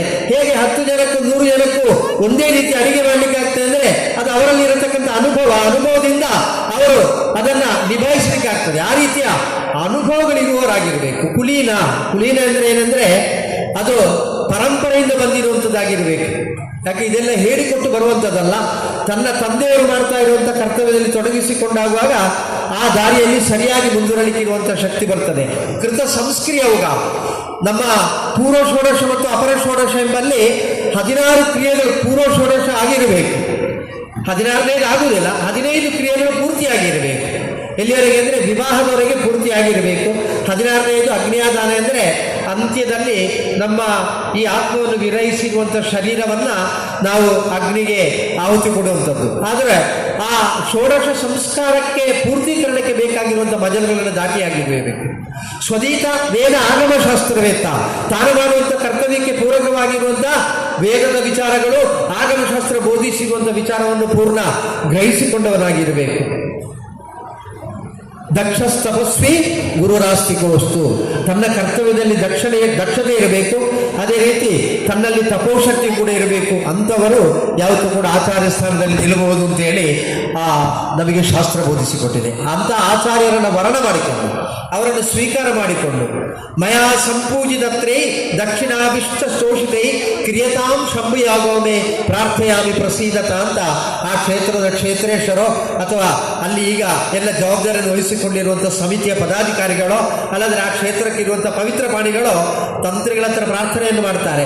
ನಮ್ಮಿಂದ ಆಗುವ ರೀತಿಯ ದಕ್ಷಿಣಾದಿಗಳನ್ನು ನಾವು ಕೊಡುತ್ತೇವೆ. ಆದರೆ ಇಲ್ಲಿ ಆಗತಕ್ಕಂಥ ಶಂಭು ಯಾಗ ಒಂದು ಯಜ್ಞ, ಅದು ಆ ದೇವರಿಗೆ ಬೇಕಾಗಿರುವಂಥ ಒಂದು ಯಜ್ಞ ತುಲ್ಯವಾಗಿರುವಂಥ ಸತ್ಕರ್ಮವನ್ನು ಮಾಡಿ ನಮಗೆ ಅನುಗ್ರಹಿಸಬೇಕು ಅಂತ ಹೇಳುವಂಥ ಪ್ರಾರ್ಥನೆಯನ್ನು ಮಾಡಿದ ನಂತರ ಅಲ್ಲಿ ಪ್ರಥಮವಾಗಿ ಆಗುವಂಥದ್ದು ಪುಣ್ಯಾಹವಾಚನ. ಕ್ಷೇತ್ರದಲ್ಲಿ ಪುಣ್ಯಾಹವಾಚನ ಆಗ್ತದೆ. ಇಡೀ ಅಶುದ್ಧಿಯನ್ನು ದೂರೀಕರಿಸಲಿಕ್ಕೆ ಅತ್ಯಂತ ಸರಳವಾಗಿ ನಮ್ಮ ಧರ್ಮದಲ್ಲಿ ಬೋಧಿಸಿರುವಂಥ ಮಾರ್ಗ. ಆ ಪುಣ್ಯಾಹವಾಚನದಿಂದ ತೊಡಗಿಸಿಕೊಂಡ್ರೆ ಮತ್ತೆ ಆ ಕರ್ಮಾಂಗಗಳು 9 ದಿವಸಗಳ ಕಾಲ ನಡೆಯುವಂಥದ್ದು ಕೂಡ ಅದು ವೈಜ್ಞಾನಿಕವಾಗಿಯೂ ಕೂಡ ಬೇಕಾದ ತಳಹದಿರುವಂಥ ವಿಚಾರಗಳು. ನಾನು ಆ ವಿಚಾರಕ್ಕೊಂದು ದಾಟುವುದಿಲ್ಲ. ಯಾಕಂದರೆ ಅದು ಮಾತನಾಡಲಿಕ್ಕೆ ಹೋದರೆ 9 ದಿವಸದ ಕ್ರಿಯಾದಿಗಳನ್ನು ವಿವರಿಸಬೇಕು ಅಂತಾದರೆ ಕಡಿಮೆ ಪಕ್ಷ 9 ಗಂಟೆ ಆದರೂ ಬೇಕಾಗಿತ್ತು. ಆದರೆ ಒಂದೊಂದು ದಿವಸವೂ ಕೂಡ ಆಗುವಂಥ ಕ್ರಿಯೆಗಳು. ಆ ಸುರಿನ ದಿವಸ ಆಚಾರ್ಯವರ್ಣ ಆದರೆ 2ನೇ ದಿವಸ ಅಲ್ಲಿ ಪ್ರಾಯಶ್ಚಿತ್ತ ಹೋಮಗಳು ನಡೀತದೆ. ಏನು ಪ್ರಾಯಶ್ಚಿತ್ತ? ನಾವು ದೇವಾಲಯದೊಳಗೆ ಹೋಗಿ ನೋಡಿದರೆ ಒಂದು ಕ್ಷೇತ್ರದಲ್ಲಿ ನಾನು ತಾಂತ್ರಿಕವಾಗಿರುವಂಥ ಕರ್ತವ್ಯ ಮಾಡುವಂಥ ಕ್ಷೇತ್ರದಲ್ಲಿ ಎಲ್ಲ ಬರುವಂಥ ಭಕ್ತರಿಗೆ ಪ್ರಾರ್ಥನೆ ಮಾಡಿ ಪ್ರಸಾದವನ್ನು ಕೊಡಬೇಕಾದವರು ಅರ್ಚಕರು.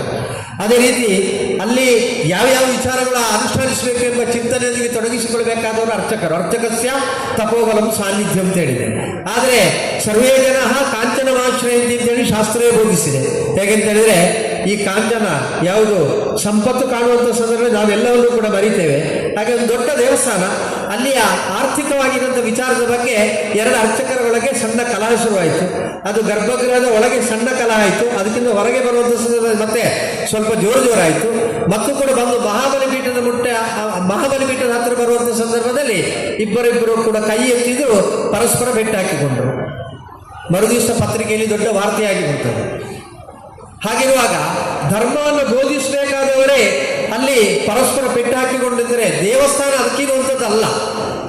ದೇವಸ್ಥಾನಕ್ಕೆ ಹೋಗುವಂಥ ಸಂದರ್ಭದಲ್ಲಿ ನಾವು ಎಲ್ಲವನ್ನೂ ಕೂಡ ಮರಿಬೇಕು.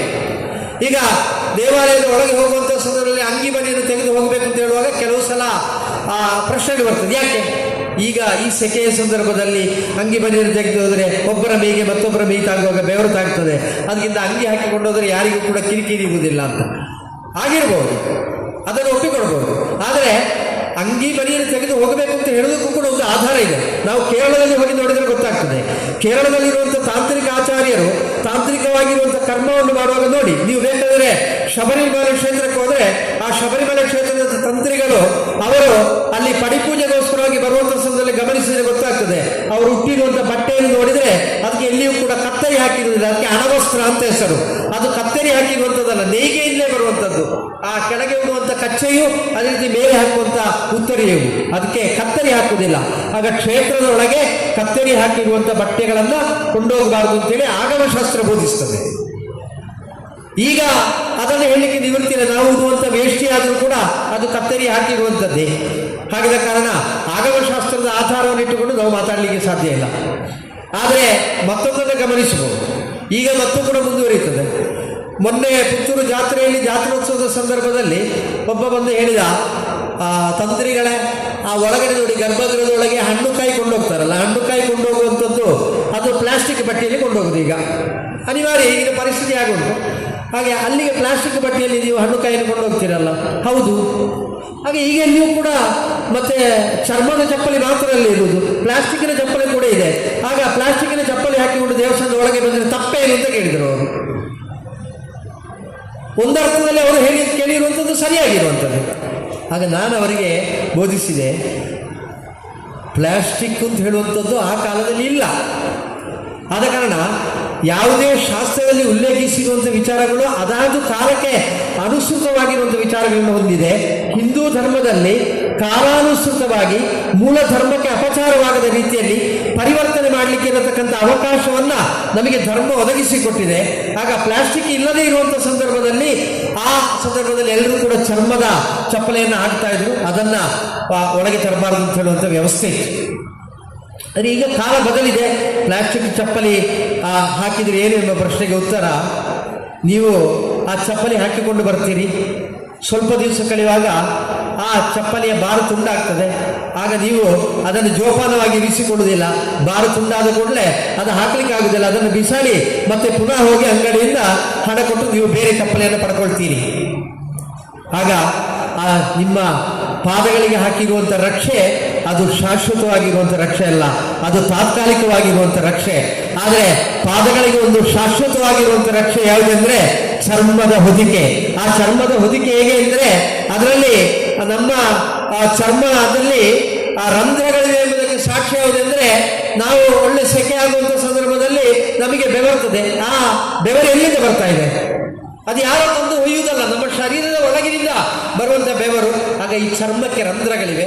ಆ ರಂಧ್ರಗಳಲ್ಲಿ ನಾವು ದೇವಾಲಯದಲ್ಲಿ ದೇವರ ನಾಮಸ್ಮರಣೆಯನ್ನು ಮಾಡಿಕೊಂಡು ಒಂದೊಂದು ಹೆಜ್ಜೆಯನ್ನು ಇರಿಸುವಂಥ ಸಂದರ್ಭದಲ್ಲಿ ನಮ್ಮಲ್ಲಿರತಕ್ಕಂಥ ಒಂದೊಂದೇ ಪಾಪತ್ವದ ಗಂಟು ಕಳಚಿಕೊಂಡು ಅಲ್ಲಿ ಪರಿಪೂರ್ಣವಾಗಿರುವಂಥ ಅಮೃತತ್ವ ಪುಣ್ಯ ತುಂಬಲಿಕ್ಕಿರುವಂಥ ಅವಕಾಶ ಒದಗಿ ಬರ್ತದೆ. ಗುರುವಾಯೂರುವಂಥ ಮಹಾಕ್ಷೇತ್ರದಲ್ಲಿ ಹೋಗಿ ಗಮನಿಸಿದರೆ ಗೊತ್ತಾಗ್ತದೆ. ಅಲ್ಲಿ ಆ ಪ್ರದಕ್ಷಿಣೆ ಬರುವಂಥ ಸಂದರ್ಭದಲ್ಲಿ ಪಾದ ನಮಸ್ಕಾರ ಅಂತ ಹೇಳಿ ಒಂದು ಹೆಜ್ಜೆಗೆ ಜೋಡಿಸಿ ಮತ್ತೊಂದು ಹೆಜ್ಜೆಯನ್ನು ಇರಿಸಿಕೊಂಡು ಭಕ್ತಿ ಪುರಸ್ಸರವಾಗಿ ಆ ದೇವರಿಗೆ ಪ್ರದಕ್ಷಿಣೆ ಬರುವುದನ್ನು ಕಾಣಬಹುದು. ಹಾಗಿರುವಾಗ ನಾವು ನಮ್ಮ ಆ ಶಾಶ್ವತವಾಗಿರುವಂಥ ಹೊದಿಕೆಯನ್ನು ಹೊಂದಿರುವಂಥ ಚರ್ಮದೊಂದಿಗೆ ಒಳಗೆ ನುಗ್ಗುವಂಥ ಸಂದರ್ಭದಲ್ಲಿ ಆ ಒಳಗಿರುವಂಥ ಪಾವಿತ್ರ್ಯತೆ ನಮ್ಮನ್ನು ಸೇರಿಕೊಳ್ತದೆ. ಒಂದು ವೇಳೆ ಪ್ಲಾಸ್ಟಿಕ್ ಅಡ್ಡ ಇದೆ ಅಂತ ಆದರೆ ಅದು ನಮ್ಮ ಶರೀರವನ್ನು ಸೇರಿಕೊಳ್ಳುವುದಿಲ್ಲ. ಅದೇ ರೀತಿ ಶರ್ಟು ಬನಿಯನ್ನು ಹಾಕಬಾರದು ಎಂಬುದಕ್ಕೂ ಕೂಡ ನಾವು ತೀರ್ಮಾನ ಮಾಡಬಹುದು.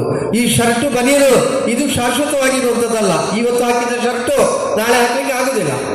ಆದರೆ ಒಳಗಡೆ ಇರುವಂಥ ಶಾಶ್ವತವಾಗಿರುವಂಥ ಚರ್ಮ ನಾವು ದೇವರ ಎದುರು ಹೋಗಿ ನಿಲ್ಲುವಂಥ ಸಂದರ್ಭದಲ್ಲಿ ಆತ್ಮ ಮತ್ತು ಪರಮಾತ್ಮರೊಳಗೆ ಯಾವುದೇ ರೀತಿ ಪ್ರತಿಬಂಧಕಾವಸ್ಥೆ ಇರಬಾರದು, ಅದು ಅಷ್ಟು ಕೂಡ ಮುಕ್ತವಾಗಿರಬೇಕೆಂಬುದಕ್ಕೆ ಶರ್ಟು ಬನಿಯನ್ನು ತೆಗೆದು ಪ್ರವೇಶಿಸುವುದು ಒಳ್ಳೆಯದೇ. ಒಂದು ವೇಳೆ ಕೆಲವು ದೇವಾಲಯದಲ್ಲಿ ಶರ್ಟು ಬನಿಯಲ್ಲಿ ಹಾಕಿ ಹೋಗುವುದನ್ನು ತಪ್ಪು ಅಂತ ನಮಗೆ ಎಲ್ಲಿಯೂ ಕೂಡ ಹೇಳಲಿಕ್ಕೆ ಸಾಧ್ಯ ಇಲ್ಲ.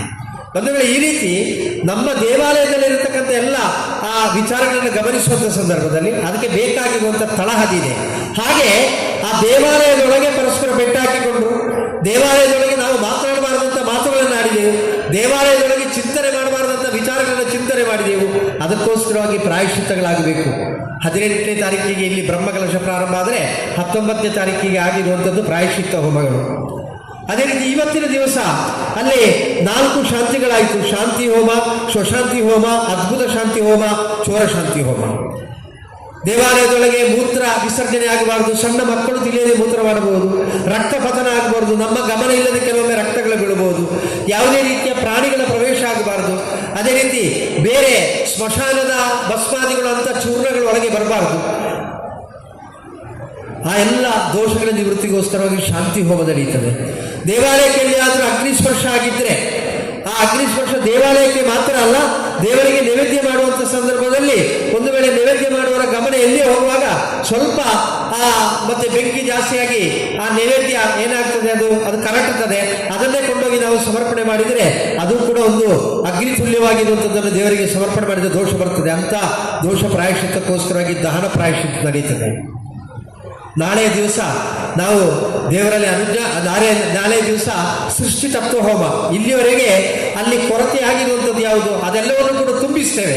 ಸೃಷ್ಟಿ ತತ್ವ ಹೋಮ ನಡೆದು ತತ್ವಕಲಶಾಭಿಷೇಕ ಆಗ್ತದೆ. ನಂತರ ದೇವರಿಗೆ ಅನುಜ್ಞಾ ಕಲಶ ಮಾಡಿ ನಾವು ದೇವರಲ್ಲಿ ಇನ್ನು ಮುಂದೆ ಮಾಡುವಂಥ ಆ ಕರ್ಮಕ್ರಿಯಾದಿಗಳ ಬಗ್ಗೆ ಒಪ್ಪಿಗೆಯನ್ನು ಪಡಿತದೆ. ಏನು ಇನ್ನು ಮುಂದೆ ಮಾಡುವಂಥದ್ದು? ದೇವಾಲಯದಲ್ಲಿ ಒಂದು ಬ್ರಹ್ಮಕಲಶ ಅಂತ ಹೇಳಿದರೆ ದೇವರ ಪ್ರತಿಷ್ಠೆ ಅಂದರೆ ಬಹಳ ಸುಲಭದಲ್ಲಿರುವಂಥ ಉತ್ತರ ಹೇಗೆ ಅಂದರೆ ಚಾಪೆ ಬಿಡಿಸುವುದು ಮತ್ತು ಚಾಪೆ ಮಡಚುವುದು. ಆ ಒಂದು ಕ್ರಮವನ್ನು ಗಮನಿಸಿದರೆ ಸಾಕು. ದೇವರು ಪರಿಪೂರ್ಣ ಸಾಲಂಕೃತನಾಗಿ ಪ್ರತಿಷ್ಠೆ ಆಗಿದೆ ಅಂತ ಆದರೆ ಅದು ಚಾಪೆ ಬಿಡಿಸಿದಾಗೆ ಪೂರ್ತಿ ವಿಸ್ತಾರವಾಗಿರುವಂಥ ಜಾಗ ಬೇಕು. ಆದರೆ ಅದೇ ಚಾಪೆಯನ್ನು ನಾವು ಮಡಚಿದ ನಂತರ ಒಂದು ಸಣ್ಣ ಜಾಗದಲ್ಲಿ ಇಡಲಿಕ್ಕೆ ಆಗ್ತದೆ. ಹಾಗೆ ದೇವರೆಂದರೆ ನಾವೀಗ ದೊಡ್ಡ ದೊಡ್ಡ ಯಾವ ಗಣ್ಯರು ಬರುವಂಥ ಸಂದರ್ಭದಲ್ಲಿ, ನಮ್ಮ ದೇಶದ ಪ್ರಧಾನಮಂತ್ರಿಗಳು ಬರುವಂಥ ಸಂದರ್ಭದಲ್ಲಿ ನಾವು ಹೇಳ್ತೇವೆ ಪ್ರೋಟೋಕಾಲ್ ಅಂತ ಹೇಳ್ತೇವೆ. ಅವರಿಗೆ ಅವರ ಜೊತೆಯಲ್ಲಿ ಯಾರ್ಯಾರು ಎಲ್ಲೆಲ್ಲಿ ನಿಲ್ಲಬೇಕು ಅಂತ ಹೇಳುವಂಥ ವ್ಯವಸ್ಥೆ ಇದೆ. ಒಬ್ಬರು ಅಧಿಕಾರಿಯವರು ಹೇಳಿದರು ಪ್ರಧಾನಮಂತ್ರಿಯವರಿಂದ ಎಷ್ಟು ಮೀಟರ್ ದೂರದಲ್ಲಿ ಅವರು ಇರಬೇಕು ಅಂತ ಹೇಳುವಂಥ ನಿಯಮ ಇದೆ. ನಮಗೆ ಅದು ಗೊತ್ತಾಗುವುದಿಲ್ಲ. ಅದೇ ರೀತಿ ದೇವಾಲಯದಲ್ಲಿ ದೇವರೆಂದರೆ ಯಾರು? ದೇವರು ಕೂಡ ಒಬ್ಬ VIP. ನಾವು ಈಗಿನ ಭಾಷೆಯಲ್ಲಿ ಹೇಳುವುದಿದ್ರೆ ಆ ದೇವರಿಗೆ ಪ್ರೋಟೋಕಾಲ ಇದೆ. ಆ ದೇವರಿಗೆ ಪ್ರೋಟೋಕಾಲ ಇರುವ ಕಾರಣ ದೇವರಿಗೆ ಒಳಗಡೆ ದ್ವಾರಸ್ಥರು, ಹೊರಗಡೆ ದ್ವಾರಸ್ಥರು, ಇಂದ್ರಾದಿ ದಿಕ್ಪಾಲಕರು, ಅದೇ ರೀತಿ ಬಲದ ಭಾಗದಲ್ಲಿ ಸಪ್ತ ಮಾತೃಗಳು, ದೇವರು ಆ ನೈವೇದ್ಯ ಸ್ವೀಕಾರ ಮಾಡಿದ ನಂತರ ಅದರಲ್ಲಿ ಉಳಿದಿರುವಂಥದ್ದನ್ನು ಸ್ವೀಕಾರ ಮಾಡುವಂಥವನು ನಿರ್ಮಾಲ್ಯಧಾರಿ. ಈ ರೀತಿ ಆ ದೇವಾಲಯದ ಒಳಗೆ ದೇವರನ್ನ ಶಕ್ತಿಯನ್ನು ಕಾಪಾಡಿಕೊಂಡು ಬರಲಿಕ್ಕೆ ಬೇಕಾಗಿರುವಂಥ ವ್ಯವಸ್ಥೆ ಇದೆ. ಅದೇ ರೀತಿ ಹೊರಗಡೆಯೂ ಕೂಡ ಅಷ್ಟ ದಿಕ್ಪಾಲಕರಿದ್ದಾರೆ.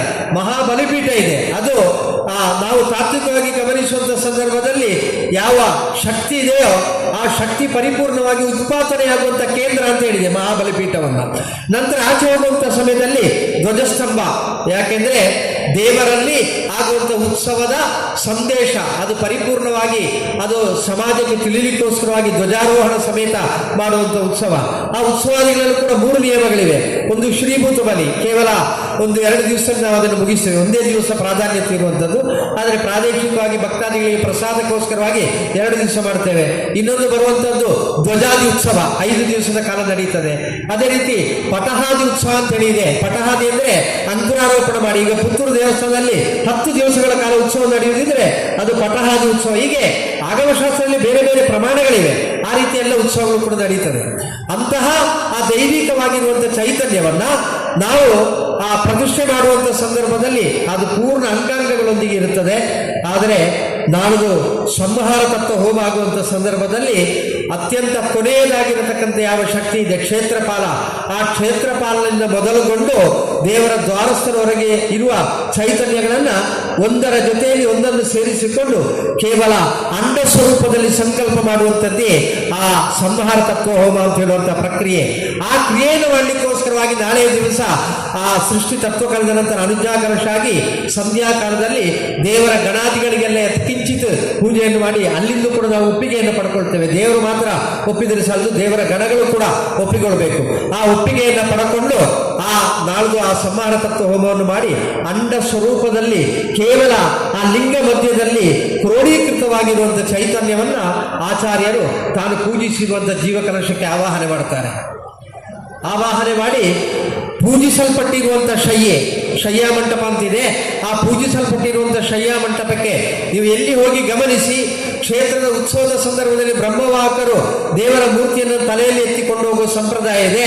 ಆದರೆ ಎಲ್ಲಿಯೂ ಕೂಡ ಯಾವುದೇ ಜಾಗದಲ್ಲಿ ಹೋಗಿ ನೋಡಿದರೂ ಕೂಡ ತಂತ್ರಿಗಳು ತಲೆಯಲ್ಲಿ ಕಲಶವನ್ನು ಹೊತ್ತುಕೊಂಡು ಹೋಗುವುದನ್ನು ಕಾಣಲಿಕ್ಕೆ ಸಾಧ್ಯ ಇಲ್ಲ.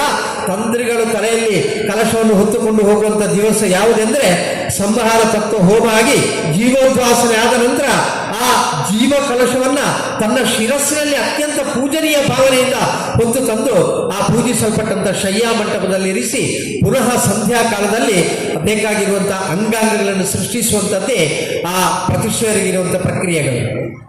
ಒಂದು ವೇಳೆ ಅದಕ್ಕೆ ಬೇಕಾಗಿರುವಂತಹ ಸಂದರ್ಭದಲ್ಲಿ ಆಚಾರ್ಯರು ತನ್ನ ಆತ್ಮಚೈತನ್ಯವನ್ನು ಕೂಡ ಕೊಡಬೇಕಾಗ್ತದೆ. ಹಾಗೆ ನಾಳಿದು ಏಪ್ರಿಲ್ 23ನೇ ತಾರೀಕು ಅಂತ ಕೇಳಿದರೆ, ಒಂದು ವೇಳೆ ಭವಿಷ್ಯತ್ತಿನಲ್ಲಿ ನಮಗೆ ಎಲ್ಲ ದೇವರಿಗೆ ಒಂದೊಂದು ನಕ್ಷತ್ರ ಇದೆ. ಶಿವನಿಗೆ ಆರ್ದ್ರ ನಕ್ಷತ್ರ ಅಂತ ಹೇಳುವಂಥ ಸಂಕಲ್ಪ ಇದೆ. ಆದರೆ ಪೆರಡಾಲ ಉದನೇಶ್ವರ ಸ್ವಾಮಿಯ ನಕ್ಷತ್ರ ಯಾವುದು ಅಂತ ಕೇಳಿದರೆ ಫೆಬ್ರವರಿ 23ನೇ ತಾರೀಕಿಗೆ ಪ್ರತಿಷ್ಠಾ ಮುಹೂರ್ತಕ್ಕೆ ಒದಗುವಂಥ ನಕ್ಷತ್ರವನ್ನ ಉದನೇಶ್ವರ ಸ್ವಾಮಿಯ ನಕ್ಷತ್ರ ಅಂತ ತೀರ್ಮಾನ ಮಾಡುವುದು. ಯಾಕೆಂದ್ರೆ ಉದನೇಶ್ವರನಿಗೆ 2026 ಏಪ್ರಿಲ್ 23ನೇ ತಾರೀಕು ಒಂದು ಪುನರ್ಜನ್ಮ ಅಂತ ಹೇಳುವಂಥ ಸಂಕಲ್ಪ ಬರ್ತದೆ. ಈ ರೀತಿಯೆಲ್ಲ ಪ್ರಕ್ರಿಯೆಗಳಾದ ನಂತರ ಒಂದು ರೀತಿಯಲ್ಲಿ ವೈಜ್ಞಾನಿಕವಾಗಿ ನೋಡಿದರೆ ಅದೊಂದು ಆಪರೇಷನ್ ಆದ ನಂತರ ಕೂಡಲೇ ಆ ರೋಗಿಯನ್ನ ಡಾಕ್ಟ್ರು ಹೊರಗೆ ತರಲಿಕ್ಕೆ ಒಪ್ಪುವುದಿಲ್ಲ. ಏನಾದ ಕೇಸರು ಇಂಟೆನ್ಸಿವ್ ಕೇರ್ ಯೂನಿಟ್, ಪ್ರತ್ಯೇಕವಾಗಿ ಶ್ರದ್ಧಿಸುವಂಥ ಕೇಂದ್ರದಲ್ಲಿ ಇರ್ತಾರೆ. ನಾವು ಕೂಡ ದೇವರನ್ನ ಇಂಟೆನ್ಸಿವ್ ಕೇರ್ ಯೂನಿಟ್ ಅಲ್ಲಿ ಇರ್ತೇವೆ. 23ನೇ ತಾರೀಕಿಗೆ ಸಂಧ್ಯಾ ಕಾಲದಲ್ಲಿ 3 ಭದ್ರ ದೀಪಗಳನ್ನು ಇರಿಸ್ತೇವೆ. ಇಲ್ಲೆಲ್ಲ ಒಂದು ಸಂಕಲ್ಪ ಇದೆ, 3 ಭದ್ರ ದೀಪಗಳನ್ನು ಇರಿಸುವಾಗ ಅದು ಪ್ರಾದೇಶಿಕವಾಗಿರುವಂಥ ಸಂಕಲ್ಪ. ತುಪ್ಪದ ದೀಪ ನಂದಿದ್ರೆ ದೇವರಿಗೆ ದೋಷ, ಎಳ್ಳೆಣ್ಣೆಯ ದೀಪ ನಂದಿದ್ರೆ ತಂತ್ರಿಗಳಿಗೆ ದೋಷ, ತೆಂಗಿನೆಣ್ಣೆಯ ದೀಪ ನಂದಿದ್ರೆ ಅದು ಊರಿನವರಿಗೆ ದೋಷ ಅಂತ ಹೇಳುವಂಥ ಒಂದು ಕಲ್ಪನೆ ಇದೆ. ಎಲ್ಲಿಯೂ ಕೂಡ ದೇಶಾಚಾರವನ್ನು ಬಿಟ್ಟು ನಾವು ವ್ಯವಹರಿಸಲಿಕ್ಕೆ ಸಾಧ್ಯ ಇಲ್ಲ. ಅದು ಯಾಕೆ ಬಂತು ಅಂತ ಹೇಳೋದಕ್ಕೆ ಆಧಾರ ಕೊಡಲಿಕ್ಕೆ ನನಗೂ ಗೊತ್ತಿಲ್ಲ. ಆದರೆ ತಾತ್ವಿಕವಾಗಿ ಆಗಮಶಾಸ್ತ್ರದಲ್ಲಿ ಹೇಳಿದೆ ಯಾಕೆ ಅಂತ ಕೇಳಿದ್ರೆ 3 ದಿವಸಗಳ ಕಾಲ ಆ ದೇವರು ದೀಪ ಇಲ್ಲದೆ ಇರಬಾರ್ದು. ಅದಕ್ಕೋಸ್ಕರವಾಗಿ ನಾವು ಜಾಗ್ರತೆಗೋಸ್ಕರವಾಗಿ 3 ದೀಪವನ್ನು ಇರಿಸ್ತೇವೆ. ಅದರ ಮೂಲಕ ಚೈತನ್ಯವು ಕೂಡ ವೃದ್ಧಿ ಆಗ್ತದೆ. ದಯವಿಟ್ಟು ಇಲ್ಲಿಯೂ ಕೂಡ ಹೇಳಿರ್ಬೋದು. ದಯವಿಟ್ಟು ಈಗಿನ ಯಾವ ಅಂಗಡಿಯಲ್ಲಿ ಸಿಗುವಂಥ ಎಳ್ಳೆಣ್ಣೆಯೋ ತೆಂಗಿನೆಣ್ಣೆಯೋ ತಂದು ನಾವು ಒಳಗಿಟ್ಟರೆ ಹೆಚ್ಚಿನ ಅಂಶ ನಾವು ಕವಾಟ ಉದ್ಘಾಟನೆ ದಿವಸ ದೇವರನ್ನ ನೇರ ಮಂಗಳೂರಿಗೆ ಕೊಂಡೋಗ್ಬೇಕಾಗುತ್ತೆ. ಯಾಕೆಂದ್ರೆ ಅಷ್ಟು ಕೂಡ ಬೆರಕೆ ಇರುವಂಥದ್ದು, ಅತ್ಯಂತ ಪರಿಶುದ್ಧವಾಗಿರುವಂಥ ತುಪ್ಪ, ಎಳ್ಳೆಣ್ಣೆ, ತೆಂಗಿನೆಣ್ಣೆಗಳ ಆ ದೀಪವನ್ನು ಇರಿಸಿ ನಾವು ಆ ಕವಾಟ ಬಂಧನ ಮಾಡಿ ಸೋಪಾನ ಪೂಜೆಯನ್ನು ಮಾಡ್ತೇವೆ. ವೈಜ್ಞಾನಿಕವಾಗಿ ಹೇಳಿದ್ರೆ ದೇವರಿಗೆ ಯಾವುದೇ ರೀತಿಯ ಕಿರಿಕಿರಿಗಳಿರಬಾರ್ದು. ಯಾರು ಕೂಡ ದೇವರ ಹತ್ರ ಹೋಗಬಾರ್ದು. ಇಲ್ಲೇ ಇದ್ರೆ ಬೆಳಿಗ್ಗೆ ಬಾಗಿಲು ತೆಗೆದ ಕೂಡಲೇ ಬಂದು ಒಬ್ಬ ಭಕ್ತ ಬಂದು ಕೈ ಮುಗಿದು ಹೇಳ್ತಾನೆ, ನನ್ನ ಹೆಂಡತಿಗೆ ಹುಷಾರಿಲ್ಲ, ಹುಷಾರು ಮಾಡಿಕೊಡು. ಮತ್ತೊಬ್ಬ ಹೇಳ್ತಾನೆ, ನನ್ನ ಮಗನಿಗೆ ಇವತ್ತು ಪರೀಕ್ಷೆ, ಅವ ಪಾಸ್ ಆಗಿದ್ರೆ ನಾನು ಆತ್ಮಹತ್ಯೆ ಮಾಡಿಕೊಳ್ಬೇಕಷ್ಟೇ. ಮತ್ತೊಬ್ಬ ಹೇಳ್ತಾನೆ, ನನ್ನ ಗಾಡಿಯಲ್ಲಿ ಈಗ ಸೀಸ್ ಮಾಡಲಿಕ್ಕೆ ಅಧಿಕಾರಿಗಳು ಬರ್ತಾರೆ, ಒಮ್ಮೆ ಅದನ್ನು ಉಳಿಸಿಕೊಡುದು. ಈಗ ಎಲ್ಲರೂ ಬಂದು ದೇವರ ಹತ್ರ ಕಷ್ಟವನ್ನೇ ಪ್ರಾರ್ಥನೆ ಮಾಡುದು. ಈ ಎಲ್ಲ ವಿಚಾರಗಳನ್ನು ಕೇಳುವಂಥ ಸಂದರ್ಭದಲ್ಲಿ ದೇವರಿಗೆ ವಿಶ್ರಾಂತಿ ಸಿಗುವುದಿಲ್ಲ. ಅದಕ್ಕೋಸ್ಕರವಾಗಿ ಪರಿಪೂರ್ಣ ಶಕ್ತಿ ಕ್ರೋಢೀಕೃತವಾಗಲಿಕ್ಕೆ, ಜಾಗೃತವಾಗಲಿಕ್ಕೋಸ್ಕರವಾಗಿ 3 ದಿವಸಗಳ ಕಾಲ ಮತ್ತೆ ಕವಾಟ ಬಂಧನ ಮಾಡಿ ಸೋಪಾನದಲ್ಲಿ ಆ ದೇವರಿಗೆ 3 ಹೊತ್ತು ಕೂಡ ಪೂಜೆ ಮಾಡಿ 4ನೇ ದಿವಸ ಕವಾಟೋದ್ಘಾಟನೆ ಮಾಡಿ ಚತುರ್ಥ ಸ್ನಾನ ಅಂತ ಹೇಳುವ ರೀತಿಯಲ್ಲಿ ವಿಶೇಷ ದ್ರವ್ಯಗಳಿಂದ ಪೂಜಿಸಲ್ಪಟ್ಟಿರುವಂಥ 25 ಅದರ ರೀತಿ ಶಿವನಿಗೆ 85ರೊಳಗೆ ಕಲಶ ಆಗ್ತದೆ. ಆ ರೀತಿಯ ಆ ಕಲಶಗಳನ್ನು ನಾವು ಅಭಿಷೇಕ ಮಾಡಿದ ಕೂಡಲೇ ಆ ಚೈತನ್ಯ ಪರಿಪೂರ್ಣವಾಗಿ ವೃದ್ಧಿಯಾಗಿ ಬರ್ತದೆ. ಇದುವೇ ದೇವಾಲಯದಲ್ಲಿ ನಡೆಯುವಂಥ ಬ್ರಹ್ಮಕಲಶದ ವಿಷಯ. ದಯವಿಟ್ಟು ನಾನು ಹೇಳುವುದು, ದೇವಾಲಯದಲ್ಲಿ ಬ್ರಹ್ಮಕಲಶ ನಡೀತದೆ. ಹೆಚ್ಚಿನ ಸಮಯದಲ್ಲಿ ನಮ್ಮ ದೇವಾಲಯದಲ್ಲಿ ಬ್ರಹ್ಮಕಲಶ ನಡೆಯುವಂಥ ಸಂದರ್ಭದಲ್ಲಿ ದೇವಸ್ಥಾನದ ಸಮಿತಿಯವರಿಗೂ ಪದಾಧಿಕಾರಿಗಳಿಗೆ ಯಾರಿಗೂ ಕೂಡ ಅದರಲ್ಲಿ ಭಾಗವಹಿಸಲಿಕ್ಕೆ ಸಮಯ ಇಲ್ಲ. ಇಷ್ಟೆಲ್ಲ ಜವಾಬ್ದಾರಿಗಳನ್ನು ಗಮನಿಸುವಂಥ ಸಂದರ್ಭದಲ್ಲಿ ಅಲ್ಲಿಯೇ ಇರಲಿಕ್ಕೆ ಆಗುವುದಿಲ್ಲ. ಮತ್ತೊಂದು ದೇವಸ್ಥಾನದಲ್ಲಿ ಬ್ರಹ್ಮಕಲಶ ಆಗುವಂಥ ಸಂದರ್ಭದಲ್ಲಿ ಪೂರ್ತಿ ಹೋಗಿ ನೋಡುವ ಅಂತ ಹೇಳಿದ್ರೆ ನಮಗೆ ಆ ಸಂದರ್ಭದಲ್ಲಿ ಸಮಯ ಇರುವುದಿಲ್ಲ. ಆದರೆ ಅಧ್ಯಯನ ಮಾಡುವಂಥ ಚಿಂತನೆ ಇರಬೇಕು. ನಾವು ಎಲ್ಲದನ್ನು ಕೂಡ ಟೀಕಿಸುವುದಲ್ಲ, ಎಲ್ಲದರ ಬಗ್ಗೆ ಕೊರತೆಯನ್ನು ಹೇಳುವುದಲ್ಲ, ಬದಲಾಗಿ ಇದು ಯಾವುದಕ್ಕೋಸ್ಕರವಾಗಿ ಆಗ್ತಾ ಇದೆ ಎಂಬ ಅಧ್ಯಯನವನ್ನು ಮಾಡಿಕೊಂಡು ಈ ಎಲ್ಲ ಆ ಕಾರ್ಯಗಳಲ್ಲಿ ನಾವು ತೊಡಗಿಸಿಕೊಳ್ಳಬೇಕು. ಆದ್ದರಿಂದ ನಮ್ಮ ಹಿಂದೂ ಧರ್ಮದಲ್ಲಿ ಬೋಧಿಸಲ್ಪಟ್ಟಂಥ ವೈದಿಕವಾಗಿರತಕ್ಕಂಥ ಕರ್ಮಗಳಾಗಿರಲಿ, ಅದೇ ರೀತಿ ಜ್ಯೋತಿಷ್ಯ ಅಂತ ಹೇಳುವುದಾಗಿರಲಿ, ಜ್ಯೋತಿಷ್ಯವು ಕೂಡ ವೇದದ ಪ್ರಧಾನವಾಗಿರತಕ್ಕಂಥ ಅಂಗ. 6 ಅಂಗಗಳಲ್ಲಿ ಅತ್ಯಂತ ಪ್ರಾಧಾನ್ಯವನ್ನು ಕೊಟ್ಟದ್ದು ಜ್ಯೋತಿಷ್ಯಕ್ಕೆ. ವೇದ ಚಕ್ಷು ಅಂತ ಹೇಳಿದ್ರು, ಕಣ್ಣಿನ ಸ್ಥಾನ ಜ್ಯೋತಿಷ್ಯಕ್ಕೆ ಇದೆ. ಪ್ರತ್ಯಕ್ಷಂ ಜ್ಯೋತಿಷಂ ಶಾಸ್ತ್ರ ಅಂತ.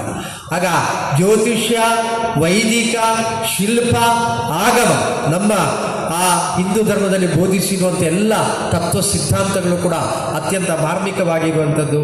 ಆ ಎಲ್ಲ ವಿಚಾರಗಳನ್ನು ಕೂಡ ನಾವು ಜೀವನದಲ್ಲಿ ಅಳವಡಿಸಿಕೊಳ್ಳಬೇಕು. ಪರಿಸ್ಥಿತಿ ಹೇಗಿದೆ ಎಂಬುದಕ್ಕೆ ನಾನೇನು ಉದಾಹರಣೆಯನ್ನು ಹೇಳಬೇಕಾದ ಅಗತ್ಯ ಇಲ್ಲ. ಧಾರ್ಮಿಕ ಸಭೆ ನಡೀತಾ ಇರುವಂಥ ಸಂದರ್ಭದಲ್ಲಿ ವೇದಿಕೆಯಲ್ಲಿ ಆ ದೇವರ ದರ್ಶನ ಮಾಡಿ ಹೋಗುವಂತ ಹೇಳುವ ಭಾವನೆಯಲ್ಲಿ ಆದರೂ ಕೂಡ ಕರೆದಿರುವಂಥ ಅತಿಥಿಗಳು ಬಂದಿರ್ತಾರೆ. ಆದರೆ ಧಾರ್ಮಿಕವಾಗಿರುವಂಥ ಸಭೆ ನಡೆಯುವಂಥ ಸಂದರ್ಭದಲ್ಲಿ ಎದುರುಗಡೆ ಇರುವಂಥ ಕುರ್ಚಿಗಳು ಖಾಲಿ ಇರ್ತದೆ. ಆದರೆ ಅದುವೇ ಒಂದು ಒಳ್ಳೆಯ ತುಳು ನಾಟಕ ನಡೀತದೆ ಅಂತ ಆದರೆ ಎದುರುಗಡೆಯ ಕುರ್ಚಿ ತುಂಬಿರ್ತದೆ. ಒಂದು ವೇದಿಕೆಯಿಂದ ಮಾತನಾಡ್ತಾ ಇರುವಂಥ ಸಂದರ್ಭದಲ್ಲಿ ನಾನು ಎದುರುಗಡೆ ಕುಳಿತವರು ಜೋರು ಕೈ ಚಪ್ಪಾಳೆ ತರ್ತಾರೆ. ನನಗೂ ಕೂಡ ಖುಷಿ ಆಯಿತು. ಹಾಗೆ ನಾನು ಮತ್ತು ಕೂಡ ಮಾತಾಡಿ ನಾನು ಕೆಳಗಿಳಿದ ನಂತರ ಒಬ್ಬ ನನ್ನ ಆತ್ಮೀಯ ಸ್ನೇಹಿತನು ಕೂಡ ಇದ್ದ. ಎಂಥ ಅವಸ್ಥೆ ಮಾಡಿದ್ರೆ, ನೀವೊಮ್ಮೆ ಭಾಷಣ ಮುಗಿಸಿ ನಮಗೆ ಇಲ್ಲಿನ ನಾಟಕಕ್ಕೆ ನಾವು ಇಲ್ಲಿ ಬಂದು ಕೂತದ್ದು, ಮತ್ತೆ ಬಂದರೆ ಇಲ್ಲಿ ಜಾಗ ಸಿಗುವುದಿಲ್ಲ, ಅದಕ್ಕೋಸ್ಕರ ಕೂತದ್ದು. ಹಾಗೆ ನೀವೊಮ್ಮೆ ಬೇಗ ಮುಗಿಸಿ ಅಂತ ಕೈ ಚಪ್ಪಾಳೆ ತಟ್ಟರೆ ನೀವು ಮತ್ತು ಕೂಡ ಮುಂದುವರಿಸ್ತಾ ಇದ್ದೀರಿ ಅಂತ ಅರ್ಥ. ಏನಂದರೆ ಅವರು ನಮ್ಮ ಭಾಷಣ ಕೇಳಲಿಕ್ಕೆ ಬಂದದಲ್ಲ, ಧಾರ್ಮಿಕವಾಗಿರುವಂಥ ವಿಚಾರವನ್ನು ಅರ್ಥೈಸಿಕೊಳ್ಳಿಕ್ಕೆ ಬಂದದಲ್ಲ, ಮತ್ತಿನ ನಾಟಕಕ್ಕೋಸ್ಕರವಾಗಿ ಸೀಟು ಸಿಗುವುದಿಲ್ಲ ಅಂತ ಬಂದದ್ದು. ಹಿಂದೂ ಸಮಾಜದ ಪರಿಸ್ಥಿತಿ ಹೀಗೆ ಆಗ್ತಾ ಇದೆ. ಬಿಡಿ, ನಾವು ಬ್ರಹ್ಮಕಲಶದ ಸಂದರ್ಭದಲ್ಲಿ ಇಷ್ಟೆಲ್ಲ ನಿರೀಕ್ಷೆ ಮಾಡಬಹುದು. ಆದರೆ ಬ್ರಹ್ಮಕಲಶ ಆದ ನಂತರ ದಯವಿಟ್ಟು ಕ್ಷೇತ್ರ ಎಂದರೆ ಅದು ನಮ್ಮ ಒಂದು ಧಾರ್ಮಿಕವಾಗಿರುವಂಥ ಆಚಾರ ವಿಚಾರಗಳನ್ನು ಪಾಲನೆ ಮಾಡಿಕೊಂಡು ಬರುವಂಥ ಒಂದು ಪವಿತ್ರವಾಗಿರುವಂಥ ಶ್ರದ್ಧಾ ಕೇಂದ್ರ. ಅದೇ ರೀತಿ ಸಾಮಾಜಿಕವಾಗಿರತಕ್ಕಂಥ ಚಿಂತನೆಯನ್ನು ಮಾಡುವಂಥ ಕೇಂದ್ರವಾಗಬೇಕು. ಇಲ್ಲಿ ಸಮಾಜದಲ್ಲಿ ಪರಿವರ್ತನೆಯನ್ನು ಮಾಡಲಿಕ್ಕೆ ಬೇಕಾಗಿರುವಂಥ ಅನೇಕ ಸಮಾಜಮುಖಿಯಾಗಿರುವಂಥ ಕಾರ್ಯಗಳು ನಡೀಬೇಕು. ಅದೇ ರೀತಿ ನಮ್ಮ ಧರ್ಮಕ್ಕೆ ಆಧಾರವಾಗಿರುವಂಥ ನಮ್ಮ ಭಾರತ ದೇಶದ ಅತ್ಯಂತ ಧೀಮಂತವಾಗಿರುವಂಥ ಶ್ರೇಷ್ಠ ಸಂಸ್ಕೃತಿಯ ಪ್ರತೀಕವಾಗಿರುವಂಥ ಕಲೆಗಳು ಯಾವುದಿವೆಯೋ ಆ ಕಲೆಗಳನ್ನು ಕೂಡ ಉಳಿಸಲಿಕ್ಕೆ ಪೂರಕವಾಗಿರುವಂಥ ಕಾರ್ಯ ಅದು ದೇವಾಲಯದಲ್ಲಿ ಇರಬೇಕು. ಆದ ಕಾರಣ ದೇವಾಲಯದಲ್ಲಿ ಧಾರ್ಮಿಕವಾಗಿರುವಂಥ ಆಚರಣೆಗಳು ನಡೀಬೇಕು. ವೈದಿಕ ವೈದಿಕವಾಗಿರುವಂಥ ಸಂಪ್ರದಾಯ ಸಂಸ್ಕಾರಗಳು ಅದು ಉನ್ನತಿಯ ಪಥದಲ್ಲಿ ಮುಂದುವರಿಲಿಕ್ಕೆ ಪೂರಕವಾಗಿರುವಂಥ ಅನೇಕ ವಿಚಾರಗಳು ಅನುಷ್ಠಾನಿತವಾಗಬೇಕು. ಸಮಾಜದಲ್ಲಿರುವಂಥ ಭೇದ ಭಾವಗಳನ್ನು ದೂರೀಕರಿಸಿ ಇಡೀ ಸಮಾಜವನ್ನು ಒಗ್ಗೂಡಿಸಲಿಕ್ಕೆ ಬೇಕಾಗಿರುವಂಥ ಚಿಂತನೆಗಳು ನಡೆಯುವಂಥ ಕೇಂದ್ರವಾಗಬೇಕು. ನಮ್ಮ ಆ ಧಾರ್ಮಿಕ ಹಿನ್ನೆಲೆ ಇರುವಂಥ ಕಲೆ ಮತ್ತು ಕ್ರೀಡೆಯನ್ನು ಯಾವತ್ತೂ ಕೂಡ ಜೀವಂತವಾಗಿ ಉಳಿಸಲಿಕ್ಕೆ ಪೂರಕವಾಗಿರುವಂಥ ವ್ಯವಸ್ಥೆಯನ್ನು ಮಾಡುವಾಗ ಮಾತ್ರ ಆ ದೇವಾಲಯ ಎಂಬುದಕ್ಕೆ ಪರಿಪೂರ್ಣವಾಗಿರುವಂತಹ ಪೂರ್ಣತೆ ಬರ್ತದೆ. ಕ್ಷೇತ್ರ ಎಂದರೆ ಒಂದು ಅರ್ಥದಲ್ಲಿ ಏನೆಂದರೆ ಅದು ಸಮೃದ್ಧಿಯ ಸಂಕೇತ, ಎಲ್ಲವನ್ನು ಕೂಡ ಬೆಳೆಸುವಂಥ ಪವಿತ್ರವಾಗಿರುವಂಥ ಕೇಂದ್ರ. ಆದ್ದರಿಂದ ಈ ಪವಿತ್ರವಾಗಿರುವಂಥ ಉದನೇಶ್ವರ ಕ್ಷೇತ್ರದಲ್ಲಿ ಈ ಹಿಂದೆಯೂ ಕೂಡ ಅನೇಕ ಧರ್ಮ ಕಾರ್ಯಗಳನ್ನು ಅನುಸರಿಸಿಕೊಂಡು ಬಂದಿರುವಂಥ ಕ್ಷೇತ್ರ. ಇನ್ನು ಮುಂದಕ್ಕೂ ಕೂಡ ಈ ಬ್ರಹ್ಮಕಲಶದ ನಂತರ ಇನ್ನಷ್ಟು ಆ ಧರ್ಮ ಕಾರ್ಯಗಳು ಮುಂದುವರಲಿಕ್ಕೆ ಪೂರಕವಾಗಿರುವಂಥ ಶಕ್ತಿ ಒದಗಿ ಬರಲಿ. ಈಗ ಇಲ್ಲಿಂದ ನಾನು ಹೋಗ್ತಾ ಇರುವಂಥದ್ದು ಪುತ್ತೂರು ಕ್ಷೇತ್ರಕ್ಕೆ. ಪುತ್ತೂರು ಕ್ಷೇತ್ರದಲ್ಲಿ ನಿನ್ನೆ ಧ್ವಜ ಆವರಣ ಆಗುವಂಥ ಸಂದರ್ಭದಲ್ಲಿ ಎಲ್ಲ ಭಕ್ತರು ಹೇಳ್ತಾರೆ ವರ್ಷದಿಂದ ವರ್ಷಕ್ಕೆ ಜನ ಜಾಸ್ತಿ ಆಗ್ತಾ ಇದೆ. ಆಗ ಒಬ್ಬರು ಹೇಳಿದರು ಅದು ಸೋಷಿಯಲ್ ಮೀಡಿಯಾದಲ್ಲಿ ಪ್ರಚಾರ ಆದ ಕಾರಣ ಜನ ಜಾಸ್ತಿ ಆಗೋದು ಅಂತ. ಆಗ ಮತ್ತೊಬ್ಬರು ಹೇಳಿದರು ಸೋಷಿಯಲ್ ಮೀಡಿಯಾದ ಮುಖಾಂತರ ಪ್ರಚಾರ ಆಗಿ ಒಂದಲ್ಲ, 2013ರಲ್ಲಿ ದೇವರಲ್ಲಿ ಬ್ರಹ್ಮಕಲಶ ಆದ ನಂತರ ಅಲ್ಲಿ ಆಗುವಂಥ ಪರಿವರ್ತನೆಯೇ ಬೇರೆ. ನಿರಂತರವಾಗಿ ಇಲ್ಲಿ ಪರಿವರ್ತನೆಗಳಾಗ್ತದೆ. ದಿವಸದಲ್ಲಿ 50,000ಕ್ಕಿಂತ ಹೆಚ್ಚು ಜನ ಬಂದು ಅಲ್ಲಿ ದೇವರ ಪ್ರಸಾದವನ್ನು ಊಟ ಮಾಡಿ ಹೋಗ್ತಾರೆ. ಕೋಟ್ಯಾಧಿಪತಿಯಾಗಿದ್ದರೂ ಕೂಡ ಸರತಿಯ ಸಾಲಿನಲ್ಲಿ ನಿಂತು ಆ ದೇವರ ಪ್ರಸಾದವನ್ನು ಸ್ವೀಕಾರ ಮಾಡುವಂಥ ವ್ಯವಸ್ಥೆ ನಿರ್ಮಾಣ ಆಗಿದ ಕಾರಣ ಬ್ರಹ್ಮಕಲಶ ಕಾಲದ ನಂತರ ಆ ದೇವಾಲಯದಲ್ಲಿ ಪರಿಪೂರ್ಣವಾಗಿರುವಂಥ ಪರಿವರ್ತನೆ ಬರ್ತದೆ ಎಂಬುದಕ್ಕೆ ಇದೊಂದು ಉದಾಹರಣೆ ಅಂತ ಅನೇಕ ಉದಾಹರಣೆಗಳು ನಮ್ಮಲ್ಲಿವೆ. ಅದೇ ರೀತಿ ಈ ಉದನೇಶ್ವರ ಸ್ವಾಮಿಯ ಸನ್ನಿಧಿಯಲ್ಲಿ ಕೂಡ ಪರಿಪೂರ್ಣವಾಗಿರುವಂಥ ಸಮೃದ್ಧಿ ಒದಗಿ ಬರಲಿ ಎಂಬ ಪ್ರಾರ್ಥನೆಯೊಂದಿಗೆ ಅತ್ಯಂತ ಭಯದಿಂದ ಅತ್ಯಂತ ಕಷ್ಟದಿಂದ ಕದಂಪಾಡಿ ಸುಬ್ರಹ್ಮಣ್ಯರೊಮ್ಮೆ ವೇದಿಕೆಯಿಂದ ಇಳಿದು ಹೋಗುವಾಗ ನನಗೆ ಸ್ವಲ್ಪ ಸಮಾಧಾನ ಆಯಿತು. ಆದರೆ ಅವರು ವಾಪಸ್ ಬರುವಂಥ ಸಂದರ್ಭದಲ್ಲಿ ನಾವೆಲ್ಲ ಸಂಘದಿಂದ ಬೆಳೆದು ಬಂದವರು, ನಮಗೆ ಧಾರ್ಮಿಕವಾಗಿ ಎಷ್ಟೇ ಸ್ಥಾನಮಾನಗಳಿರಬಹುದು, ಆದರೆ ಆ ಸ್ಥಾನಮಾನಗಳಿದ್ದರೂ ಕೂಡ ನಾವು ತಾಯಿ ಎದುರು ಮಕ್ಕಳೇ ಎಂಬ ಭಾವನೆಯನ್ನು ಹೊಂದಿರುವ ಕಾರಣ ಸಂಘದ ಹಿರಿಯರಿದ್ದರೆ ಅವರಿಗೆ ನಾವು ಪ್ರತ್ಯೇಕವಾಗಿರುವಂಥ ಗೌರವವನ್ನು ಕೊಡ್ತೇವೆ. ಅವರ ಎದುರು ನಮ್ಮ ನಾಲಿಗೆ ಮಗುಚುವುದಿಲ್ಲ, ಮಾತಾಡಲಿಕ್ಕೂ ಆಗುವುದಿಲ್ಲ. ಈ ಮಾತುಗಳಲ್ಲಿ ಏನಾದರೂ ತಪ್ಪುಗಳಾಗಿದ್ದಲ್ಲಿ ಕ್ಷಮಿಸಿ. ಮಾತ್ರ ಅಲ್ಲ, 7 ಗಂಟೆಗೆ ಸರಿಯಾಗಿ ಪುತ್ತೂರು ಕ್ಷೇತ್ರದಲ್ಲಿ ನಾನು ಇರಬೇಕು. ಇವತ್ತು ಮಂತ್ರಾಕ್ಷತೆಯ ದಿವಸ, ಆದರೂ ನನಗೆ ಇವತ್ತು ಇಲ್ಲೊಂದು ಜವಾಬ್ದಾರಿ ಕೊಟ್ಟಿರುವ ಕಾರಣ ನಾನು ಅತ್ಯಂತ ಅನಿವಾರ್ಯವಾಗಿ ಭಾಗವಹಿಸಿದ್ದೇನೆ. ಇನ್ನೇನಿದ್ರು ಕೂಡ ಪುತ್ತೂರಿನ ಮಂತ್ರಾಕ್ಷತೆ ಕಳೆದು ಬಂದರೆ ಇನ್ನು 26ನೇ ತಾರೀಕಿನವರೆಗೆ ಇಲ್ಲೇ ಇರಬೇಕಾದ ಜವಾಬ್ದಾರಿಯೂ ಕೂಡ ಇದೆ. ಆದ್ದರಿಂದ ದಯವಿಟ್ಟು ವೇದಿಕೆಯೆಲ್ಲ ಹಿರಿಯರು ಗಣ್ಯರು ಇರುವಾಗ ನಿರ್ಗಮಿಸುವುದು ಸರಿಯಲ್ಲ ಅಂತ ಆದರೂ ಕೂಡ ಕರ್ತವ್ಯದ ನಿಮಿತ್ತ ನನಗೆ ನಿರ್ಗಮಿಸಬೇಕಾಗಿದೆ. ಎಲ್ಲರೂ ಕೂಡ ಒಪ್ಪಿಗೆ ನೀಡಬೇಕು ಅಂತ ವಿನಂತಿಸ್ತಾ ವಿರಮಿಸ್ತೇನೆ. ಜೈ ಹಿಂದ್.